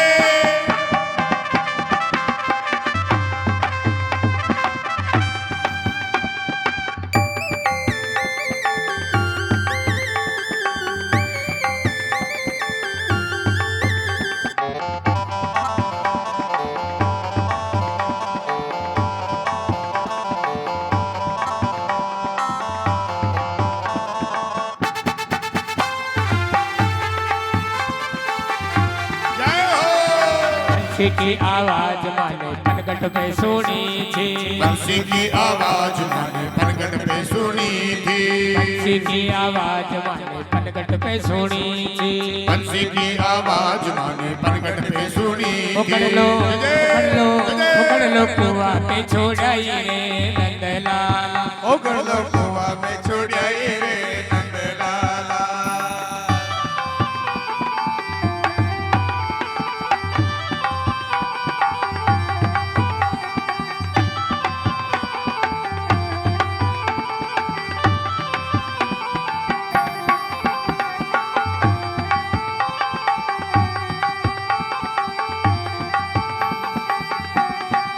वो बंसी चोर की बजाई रे गोपी कहने की नहीं नहीं बहन मैंने भी नहीं सुना। गोपियां कहती हैं अरे बहन ये पहले तो निगोड़ी चाय जब बज जाए करी और आज बजे ही ना रही है? भगवान जब मुरली को बजाते थे तो ये गोपियां कहती थी कृष्ण तुम इस मुरली को मत बजाया करो। क्यों? क्योंकि जब तुम इस बंसी को बजाते हो ना तो हमारा भोजन नहीं बन पाता। जो लकड़ी जड़ है वो चैतन्य हो जाती है। भगवान की मुरली को सुनकर के लकड़ी में से मानो पानी की धार बह निकलती हो। कृष्ण भोजन बन ही नहीं पाता। और आज ये बज नहीं रही क्योंकि भगवान ने कहा था गोपियों मैं शरद पूर्णिमा का दिन बंसी बजाऊंगा और तुम सब चल करके आ जाना। आज क्या हुआ घर में सास आवाज लगा रही थी अरे बहू देख कब से ससुर जी तेरे तुझे आवाज लगा रहे हैं गैया कब से रंभा रही है और तू सुन नहीं रही। इतने में ही गोपी ने भगवान की बंसी को सुन लिया महाराज। और जैसे बंसी को सुना सारी सुध बुध भूल गई महाराज। गोपी ने भोजन की थाली तैयार करी और चारे की डलिया तैयार करी। लेकिन हुआ क्या चारे की डलिया तो महाराज धर दी ससुर जी के आगे और भोजन की थाली गैया के आगे। दौड़ पड़ी भगवान से मिलने के लिए। गाय को साग ससुर को भूसो दौड़ पड़ी महाराज भगवान से मिलने के लिए। और सारी की सारी गोपियां जब चलकर के भगवान के पास पहुंची तो भगवान ने इन गोपियों का बड़ा सुंदर स्वागत किया। स्वागतम वो महाभाग प्रियम किम करवाणि मृजस्या नामयं कस्य कृतागवन कारणम। हे महाभागाओं आओ आप सभी का मैं स्वागत करता हूं। गोपियां बड़ी प्रसन्न हुई। देखो हम अपने परिवार को अपने कुल को छोड़ करके आई है ना ये बड़े प्रसन्न हो रही है। पर भगवान ने पूछा गोपियों तुम आई तो बहुत बढ़िया बात है लेकिन एक बात बताओ तुम आई क्यों हो तुम्हें किसने बुलाया है। अब एक भी गोपी जवाब नहीं देती। पहले तो भगवान ने नाम ले लेकर के बुला लिया और जब हम अपने परिवार को छोड़ करके आ गई तो ये पूछने तुम्हें किसने बुलाया। भगवान ने कहा गोपियों लौट जाओ। स्त्री का कल्याण अपने पति की सेवा करने से होगा। ओहो अच्छा मुझे लगता है कि तुमने इस यमुना को नहीं देखा होगा रात्रि में। देख लिया ना लिकाय रजस्येसा घोर रूपा घोर सत्व निसेविता प्रतियाद भजन स्नेहम स्तेहम स्त्री भी सुमध्यमा। कितना सुंदर यमुना का किनारा है, कितनी सुंदर बालू खिली हुई है, और देखो ना ये चंद्रमा कितना सुंदर प्रकाश दे रहा है। देख लिया, जाओ लौट जाओ। भगवान ने कहा देखो गोपियों, इस जंगल में बड़े बड़े हिंसक जानवर भी रहते हैं, और उन जानवरों ने तुम्हें कहीं देख लिया तो तुम्हारा नाश्ता कर जाएंगे। अब कोई भी गोपी जवाब नहीं देती महाराज। भगवान ने कहा गोपियों जाओ और जाकर के अपने पति की सेवा करो। यहां पर परीक्षित ने प्रश्न किया, भगवान एक बात बताओ, पहले तो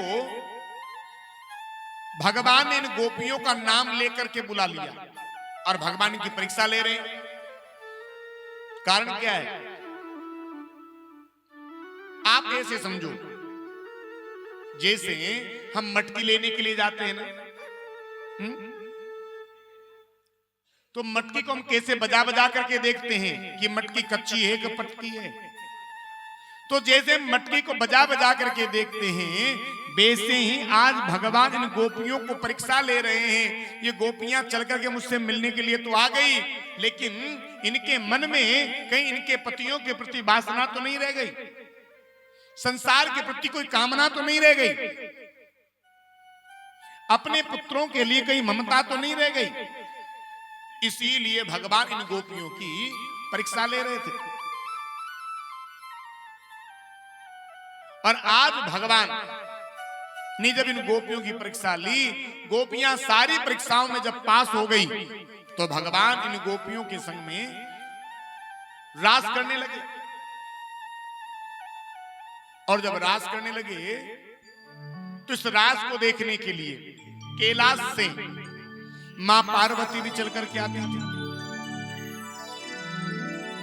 एक दिन भोलेनाथ ने कहा देवी तुम रोज सुंदर श्रृंगार करके कहां जाती हो? बोले स्वामी अभी भगवान वृंदावन में गोपियों के संग में रास कर रही, उसी रास को देखने के लिए मैं जाती हूँ, तो हमें भी ले चलो। बोले तुम नहीं जा सकते। क्यों? बोले वहां केवल स्त्रियों का प्रवेश है, पुरुषों का प्रवेश वर्जित है। बोले इसमें कौन सी बड़ी बात, तो मुझे स्त्री बना दो, अपनी सहेली बना दो, ले चलो। ठीक है। और आज मां पार्वती ने भगवान का बड़ा सुंदर श्रृंगार किया और रास में लेकर के जा रही है। आइए किस प्रकार से भोलेनाथ रास में जा रहे हैं। माथे पे ओढ़े शंकर चुनरिया डाल के, माथे पे ओढ़े शंकर चुनरिया डाल के, भोले बन जाओ गोरी घुंघटा निकाल के, भोले बन जाओ गोरी घुंघटा निकाल के। माथे पे ओढ़े शंकर चुनरिया डाल के, माथे पे ओढ़े शंकर चुनरिया डाल के, भोले बन जाओ गोरी घुंघटा निकाल के, भोले बन जाओ गोरी घुंघटा निकाल के। जय हो।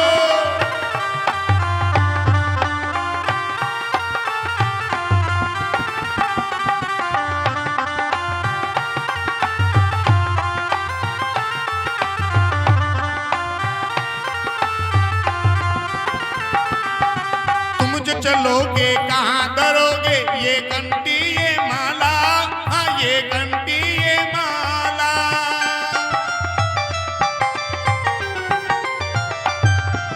तुम जो चलोगे कहाँ करोगे ये कंठी ये माला, हाँ ये कंठी ये माला। हाथ तुम्हारे डमरू विराजे गल सोए मुंडन माला, नाग ये काला काला काला, इन सबको रखूंगा मैं झोली में डाल के, सबको रखूंगा मैं झोली में डाल के भोले बन जाओ शंकर बन जाओ गोरी घुंघटा निकाल के।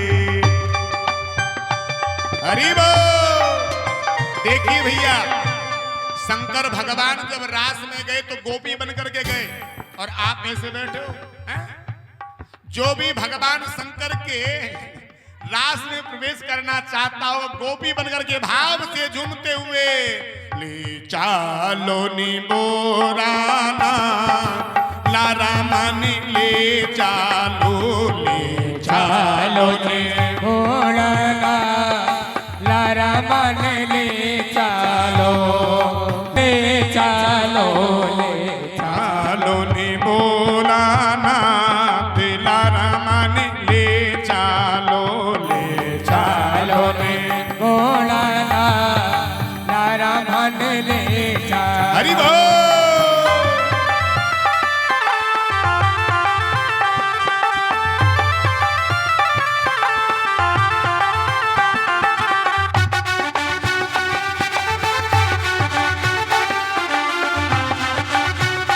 राधे राधे जय जय हरि बोल।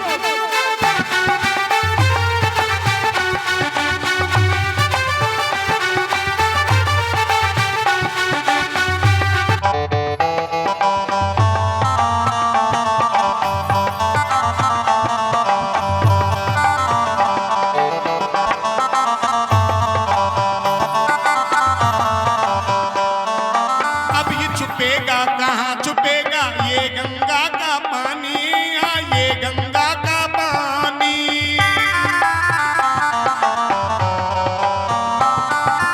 अब ये छुपेगा कहाँ छुपेगा ये गंगा का पानी।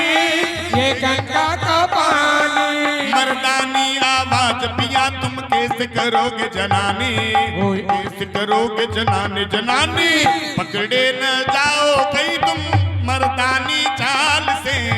पकड़े न जाओ कहीं तुम मर्दानी चाल से। भोले बन जाओ शंकर बन जाओ गोरी घुंघटा निकाल के।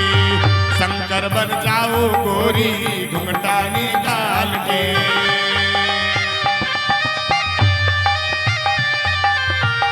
रास बिहारी भगवान की।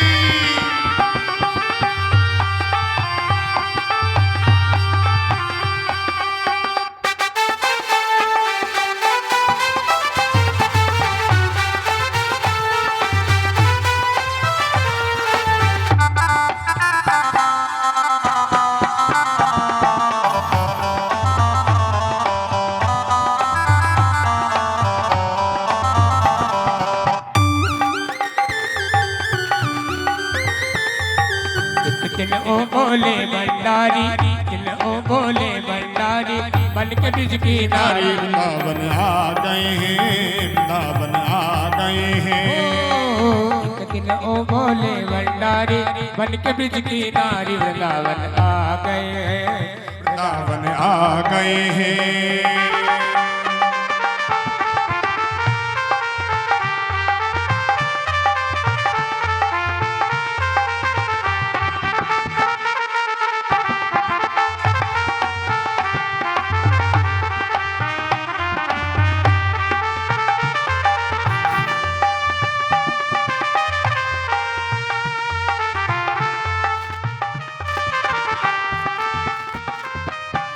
पार्वती से बोले मैं भी चलूंगा तेरे संग में तेरे संग में। पार्वती से बोले मैं भी चलूंगा तेरे वृंदावन आ मुलरास बिहारी भगवान की जय। चाय पियो आनंद के साथ। आइए रास में सभी सही ठीक है।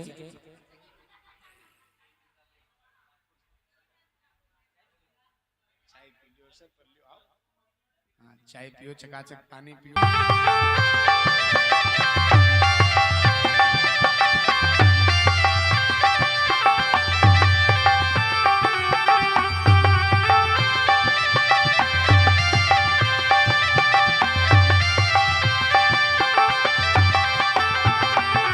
अरे गोरा गोरा हाथ चुड़ लो हाथी रे दांत को, गोरा गोरा लो हाथी रे दांत को। माता जी का मंदिर माही डर काई बात को, माता जी रे मंदिर माही डर काई बात को। छकरी की नाई मैं तो, छकरी की नाई मैं तो उमर गालूंगी रे दोने हाथा माई चुड़ लो सजार नाचूंगी रे दोनों हाथा माही।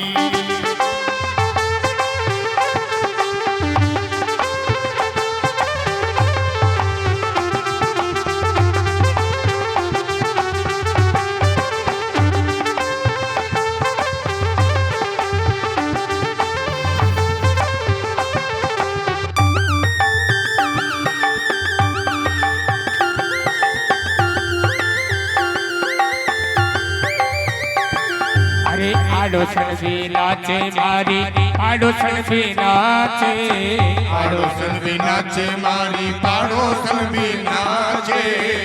आड़ोसन भी नाचे मारी, पाड़ोसन भी नाचे, आड़ोसन भी नाचे मारी, पाड़ोसन भी नाचे। ठुमका पे ठुमको, ठुमका पे ठुमको लगार नाचूली रे दोने हाथा माई चुड़ लो सजार नाचूंगी रे दोनों हाथा माही। ठुमका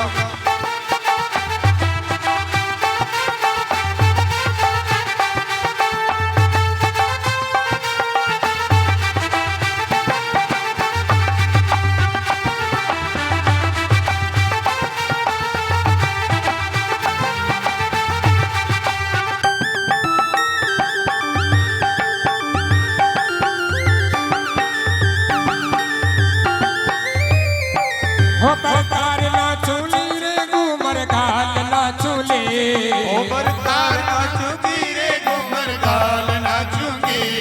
अरे माता जी का मंदिर में, माता जी का मंदिर में बरकार नाचूली रे दोने हाथा माई चुड़ लो सजार नाचूंगी रे दोनों हाथा माही।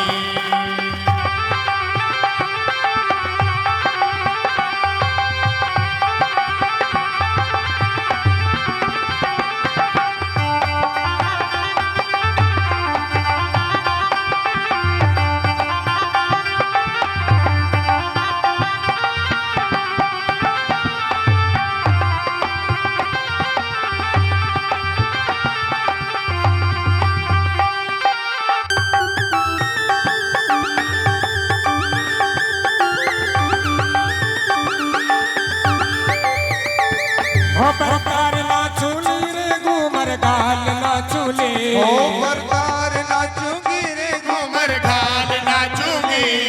ओ माता जी का मंदिर में, माता जी का मंदिर में बरकार नाचूली रे दोने हाथा माई चुड़ लो सजार नाचूली रे दोने हाथा माई।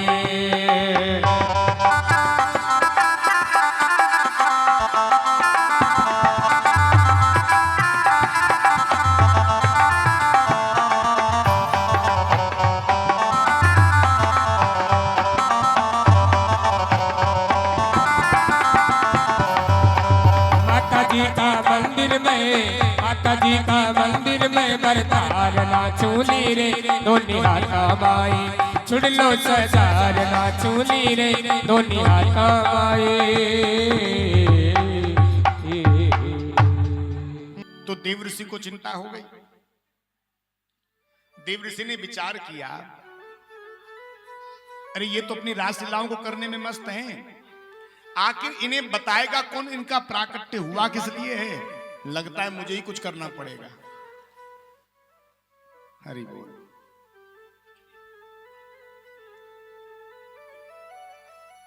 आज देवऋषि नारद चलकर के कंस के पास पहुंचे और कंस से कहा, भैया तेरा शत्रु जो है ना कृष्ण, ये दिनों दिन बड़ा होता जा रहा है, कब मारेगा। कंस ने कहा, क्या करूं गुरुदेव, मैंने कोई प्रयास ऐसा नहीं रहा जो नहीं किया हो, सारे संभव प्रयास कर लिए लेकिन मरने में नहीं आता। देख ज्यादा कुछ नहीं सुनना चाहता। मैं आज के तीसरे दिन कृष्ण को मरा हुआ देखना चाहता हूं। कंस ने कहा गुरुदेव आपका आशीर्वाद रहा तो यही होगा, पर मारे कैसे, उपाय बता दिया। अब देवर्षि नारद सीधे कहां गए, भगवान के यहां। भगवान गोचारण करके लौट रहे थे, भगवान को प्रणाम किया, भगवान से कहा क्यों कन्हैया, कंस का पापोचार कितना अधिक हो गया, पाप का घड़ा भर गया, कब मारोगे। भगवान ने कहा देखो देवर्षि हम किसी को नहीं मारते हैं? व्यक्ति अपने कर्मों के द्वारा जन्म लेता है, अपने कर्मों के द्वारा मारा जाता है। हम झूठे लोगों को बदनाम करते हैं, अरे फलाए व्यक्ति ने साथ हमारा ऐसा कर दिया, फलाए व्यक्ति ने हमें ये दुख दे दिया, आज उस व्यक्ति की वजह से आज हम ये दुख भोग रहे हैं, कहते हैं ना। लेकिन भैया मानस में लिखा है कोऊ ना काऊ सुख दुख कर दाता, निज कृत कर्म भोग सब भ्राता। कोई किसी को दुख नहीं देता, कोई किसी को सुख नहीं देता। व्यक्ति जैसा कर्म करता है वैसा ही फल प्राप्त करता है।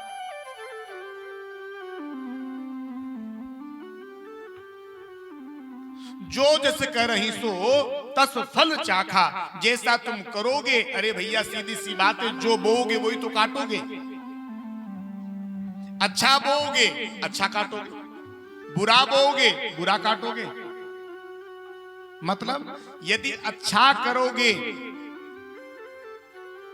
तो तुम्हें अच्छा फल मिलेगा, बुरा कर्म करोगे, अपने पड़ोसी के लिए, अपने भाई के लिए, अपने परिवार वालों के लिए मन में बैर रखोगे तो भैया फिर तुम्हें भी वही मिलने वाला है। तुमने दूसरों के मार्ग में कांटे बिछाए हैं, फिर तुम्हारे मार्ग में कोई गुलाब की पंखुड़ियां बिछाने वाला नहीं मिलेगा, तुम्हें भी कांटे मिलेंगे। कहावत कहते हैं बोया पेड़ बबूल का तो आम कहां से होए। इसलिए सदैव अच्छे कर्म करते चले, सत्कर्म करते चले। हमारा किया गया ही हमारे सामने आता है मेरे भाई। इसलिए सदैव जीवन में प्रयास करें, अच्छा कर्म करें, लोगों से हिल मिल करके चले। लोग पैसों की चकाचौंध में इतने अंधे हो गए, इतने अंधे हो गए, ना काऊ से लेनो ना काऊ को देनो, ना ऊधो को लेनो ना माधो को देनो,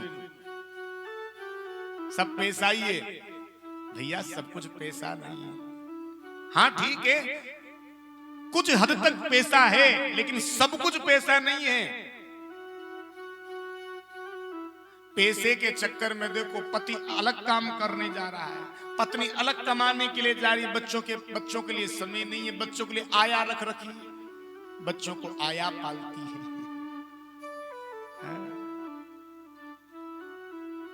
बेटा सवेरे जल्दी निकल गया काम करने के लिए, 6 बजे, रात को 10 बजे आ रहा है, माता पिता से बात करने के लिए टाइम ही नहीं, पत्नी से बोलने के लिए समय नहीं है। इसलिए भैया संत महात्मा कहते हैं परिवार को समय दो। बुढ़ापे में पैसा काम नहीं आएगा, बुढ़ापे में पत्नी काम आएगी, बुढ़ापे में बेटा बहू काम आएंगे। बुढ़ापे में ये रुपया कुछ करने वाला नहीं है। बीमार हो जाओगे, खटिया पर पड़े रहोगे, तिजोरी भरे तुम्हारी माल से भरी रहेगी, उस तिजोरी से कहो भैया 500 का नोट, आ मुझे पानी पिला दे, वो 500 का नोट चल करके नहीं आएगा तुम्हें पानी पिलाने के लिए। हाँ, पर हाँ पत्नी को समय दिया है, पत्नी का सम्मान किया है, भले पत्नी बीमार रहेगी पर जरा सी आवाज कर दोगे ना, पत्नी ला करके चल देगी महाराज। इसलिए समय दीजिए परिवार को, पत्नी को, बेटा को, बहू को, सबको। पैसा साथ नहीं देता मेरे प्यारे, सबसे हिलमिल चलिए महाराज, कोई भरोसा नहीं है समय का। इस झूठे शरीर का क्या अभिमान करना, आज है कल रहेगा कि नहीं रहेगा कोई नहीं जानता जी, फिर क्यों अभिमान में चले। सबसे हिलमिल के चलिए महाराज, हंसते रहिए, प्रसन्न रहिए। बीच बीच में तुम्हें हंसा देते हैं थोड़ा सा, क्यों हंसता हुआ चेहरा सबको अच्छा लगता है करें।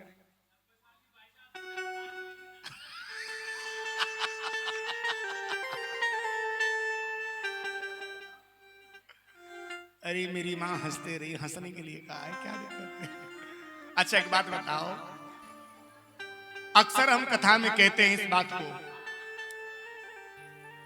आपने फोटो खिंचवाया होगा।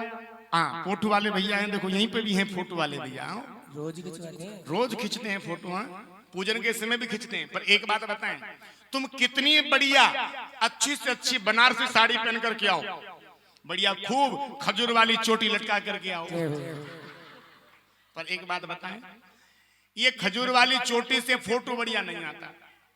कितनी भी अच्छी से अच्छी साड़ी पहन लो, इस साड़ी के पहनने से, सूट के पहनने से फोटो बढ़िया नहीं आता। फोटो किससे बढ़िया आता है? फोटो वाला कितना ही श्रृंगार कर लो, कितनी कंगी कर लो, कुछ भी कर लो, लेकिन फोटो वाले भैया आखिर में एक बात कहते हैं, मुस्कुराने से फोटो बढ़िया आता है मेरी माँ, इसलिए मुस्कुराते रहिए। जो होना है तो होकर के रहेगा, उससे कोई नहीं टाल सकता। क्या आपत्ति? भगवान ने यही कहा, नारद मैं किसी को नहीं मारता, व्यक्ति अपने कर्मों के द्वारा मर जाता है। अपने ही कर्मों के द्वारा व्यक्ति को दुख मिलता है, अपने कर्मों के द्वारा सुख मिलता है। देवर्षि ने कहा, प्रभु मैं ज्यादा नहीं सुनना चाहता, आज के तीसरे दिन कंस को मरा हुआ देखना चाहता हूं। भगवान ने धीरे से कहा, नारद सच बताओ वहां क्या बोल करके आए? देवर्षि मुस्कुराने लगे, कहने लगे, प्रभु मैं सदैव उसी काम को करता हूं जिसमें संपूर्ण प्रजा का हित छुपा हुआ है। आज कंस ने अक्रूर जी महाराज को बुलाया और अक्रूर जी से कहा, अक्रूर जी एक काम करो हमारा। क्या काम करना है? गच्छ नंद व्रजम तत्र सुतावान कदम्बे आसो तवा विहानिन रथेनामयमाचिरम।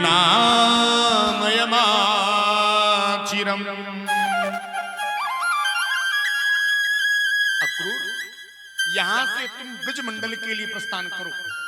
गच्छ नंद ब्रजम तत्र, नंद भवन में जाओ और उनके जो बेटा हैं, किनके? आनक दुंदुभी, सुतावान कदुंदुभी, आनंद दुंदुभी के जो बेटा हैं उन्हें लेकर के आओ। क्यों क्यों लेकर के आए? कहा देखो हमारे मन में तो कुछ रहता नहीं है, तुमने पूछा तो तुम्हें बता देते हैं। हमने कितने प्रयास कर लिए मारने के लिए, मरने में नहीं आए, पर हाँ तुम उन्हें ले आओ, हम धनुष यज्ञ का मेला लगवाएंगे, कृष्ण बलराम आएंगे, धोखे से मरवा देंगे। एक बार तो अक्रूर जी ने मना कर दिया, लेकिन कंस ने कहा तुम यदि लेने के लिए नहीं जाओगे तो मैं तुम्हें मार डालूंगा। अक्रूर जी ने सोचा इस दुष्ट के हाथों मरने से तो बढ़िया है कि हम भगवान के दर्शन कर लें।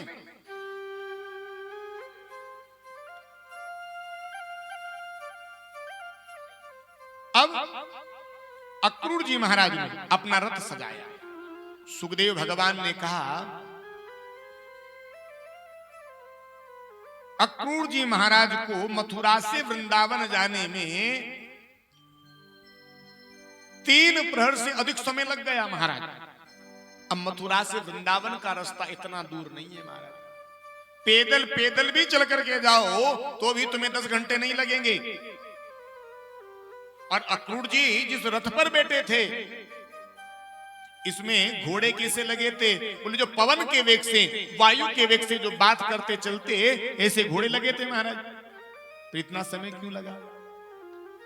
सुखदेव भगवान ने कहा, किम मया हतया किम मया चरितम भद्रम किप्तप्तम परमं तपा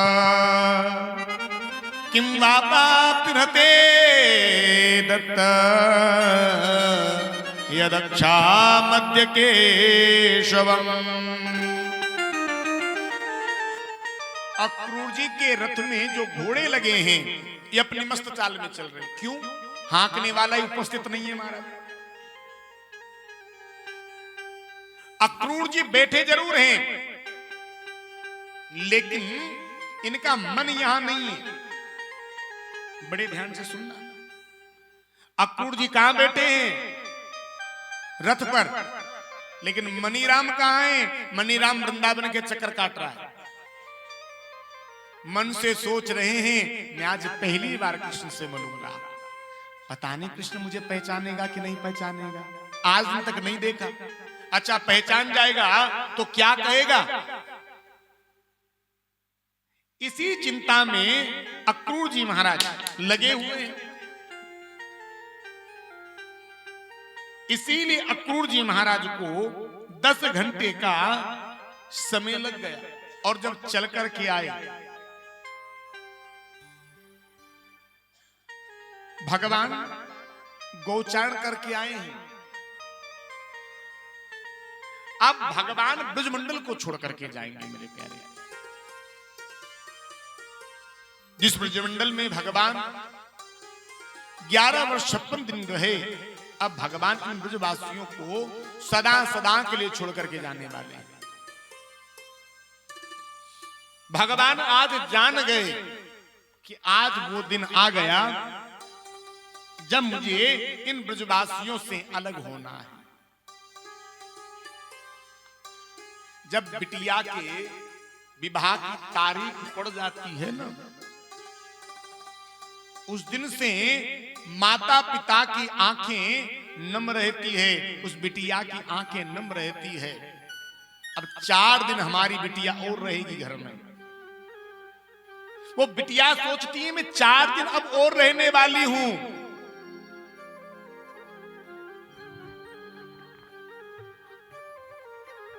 एक एक पल को बड़ा कठिनाई से वो बिताती है। ठीक वैसे ही आज भगवान कृष्ण भी यही सोच रहे हैं, अब मेरा दिन आखिरी है, अब मुझे इस ब्रज को छोड़ करके जाना पड़ेगा।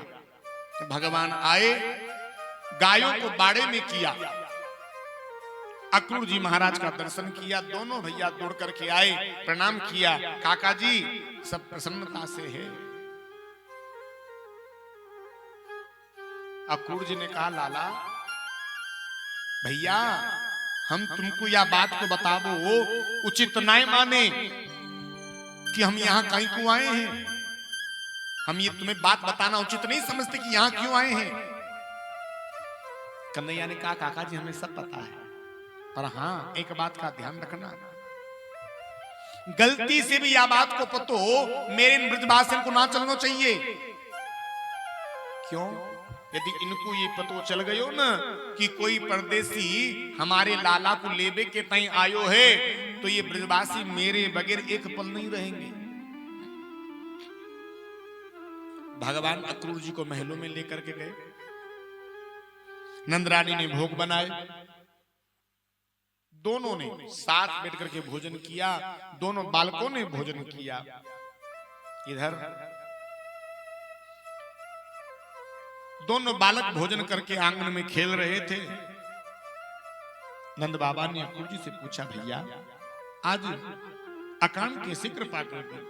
अरे हमें बुला लिया होता यदि कोई काम था तो। अक्रूर जी ने कहा भैया मैं आया नहीं हूं, मैं भेजा गया। किसने भेजा? बोले महाराज कंस ने मुझे भेजा है।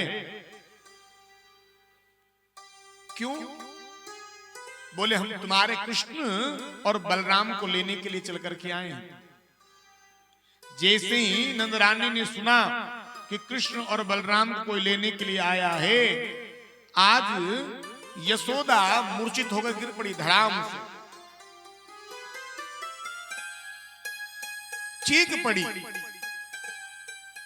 कहने लगी अक्रूर तुझे यदि मेरे प्राणों की आवश्यकता है ना तो मेरे प्राणों को ले ले, लेकिन मैं तुझे कृष्ण बलराम नहीं दे सकती। नंद बाबा आए, नंद बाबा ने आकर के समझाया देवी कब तक इन बालकों को अपने हृदय से लगा करके रखेगी।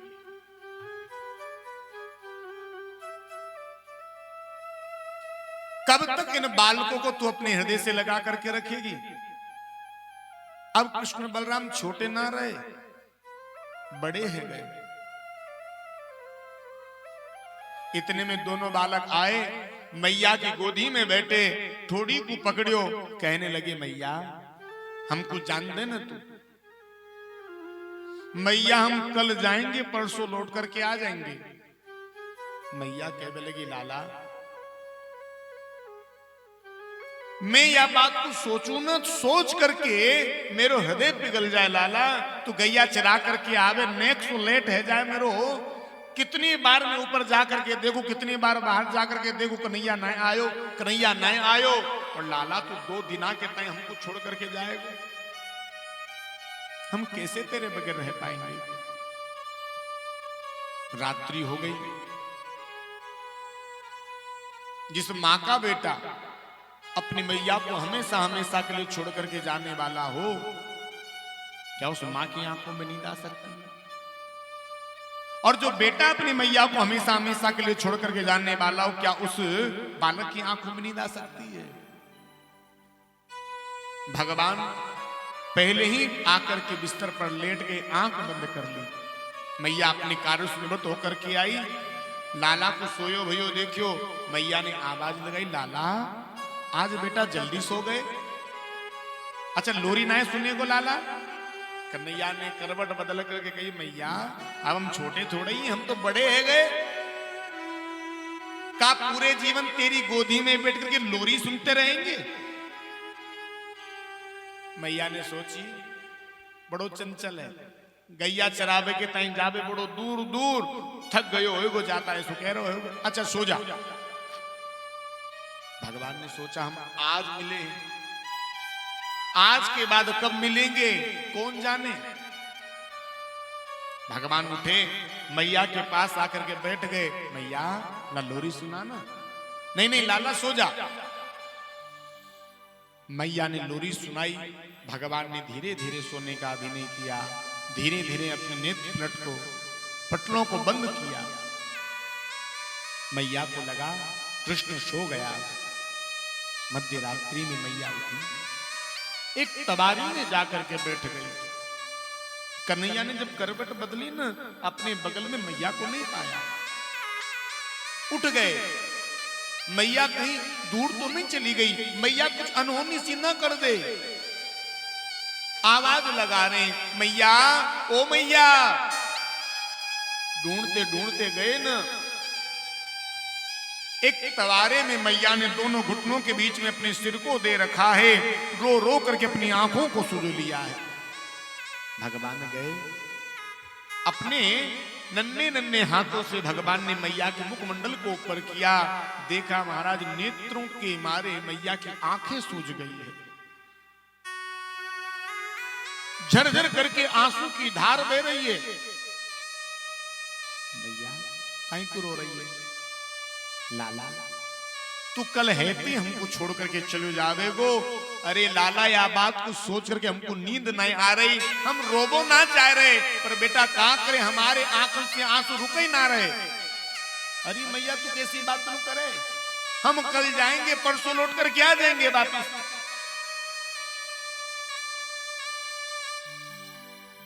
सवेरा हुआ, पता नहीं कैसे इस बात की सूचना धीरे धीरे आग की तरह पूरे ब्रजमंडल में फैल गई। ब्रजवासियों को जब पता चला ना कि कन्हैया अब हमें छोड़ करके जा रहा है, सारी तैयारियां हो गई हैं, बिलक पड़े ग्वाल बाल। अरे कृष्ण कहता था कि हम तुम्हारे बगैर रह नहीं पाएंगे, तुम्हारे बगैर एक पल नहीं रहेंगे, और क्या कन्हैया ने हमसे बिना पूछे जाने का निर्णय कर लिया? लगता है हमसे बहुत बड़ी भूल हो गई, इसीलिए कृष्ण हमें छोड़ करके जाने वाला है। सच पूछो न, उस दिन किसी ने भोजन नहीं किया महाराज। अरे ब्रजवासियों की तो क्या कहें, किसी गैया ने बछड़े तक ने महाराज चारा नहीं चरा। क्यों? क्योंकि उनका प्राण धन प्राण वल्लभ श्री कृष्ण उन्हें छोड़ करके जाने वाला है। गैयाएं रंभा रही हैं, अरे हमें छोड़ दो, हम कृष्ण के बगैर नहीं रहना चाहती। ब्रजवासी दौड़ पड़े नंद महल की ओर। द्वार बंद है, मानो सबके सब एक के ऊपर एक लेट गए हों। प्रातः ब्रह्म मुहूर्त में अक्रूर जी उठे, विचार कर रहे थे जल्दी जल्दी चले जाएंगे। आज कृष्ण प्रथम बार अपने आप उठे, अपना श्रृंगार करने लगे। मैया भी जल्दी उठ गई। मैया ने कन्हैया के लिए माखन बनाया, अपने हाथों से लाला को माखन बना करके माखन पवाऊंगी। मैया चल कर के आई, विचार किया लाला को जगा दूं। क्या देखा, भगवान अपने मोर के मुकुट को ठीक कर रहे थे, मैया की तो चीख निकल गई।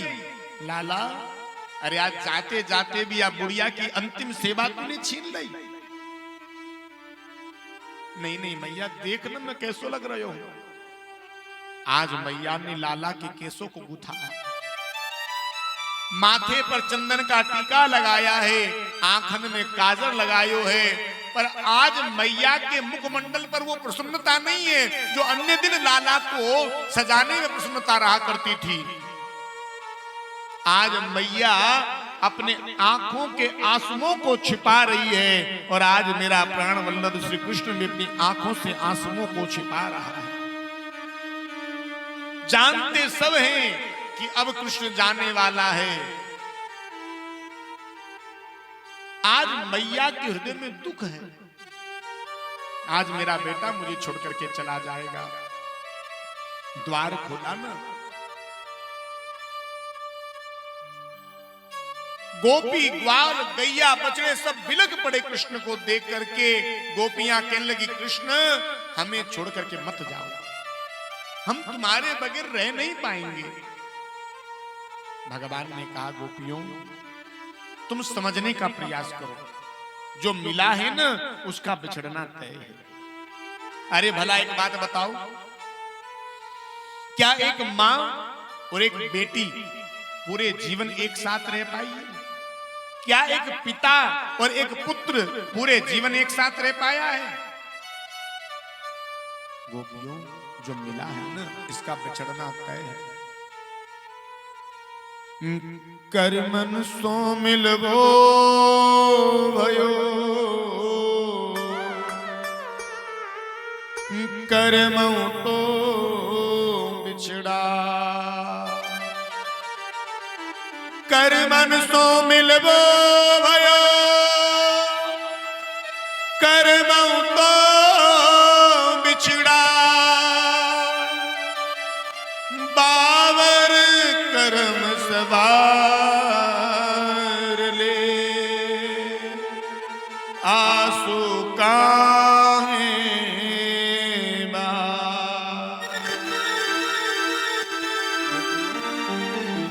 तुम्हें समझना पड़ेगा, जो मिला है ना इसका बिछड़ना तय। ये विधि का विधान है और विधि को कोई टाल नहीं सकता।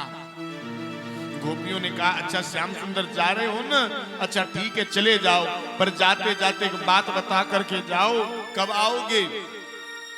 भगवान ने बंसी को निकाला और उस बंसी से 3 रेखा जमीन में खींच दी। गोपियों, इस एक रेखा को आज मैं मिटा दे रहा हूं, दूसरी को कल तुम मिटा देना, तीसरी रेखा को परसों मैं आकर के मिटाऊंगा,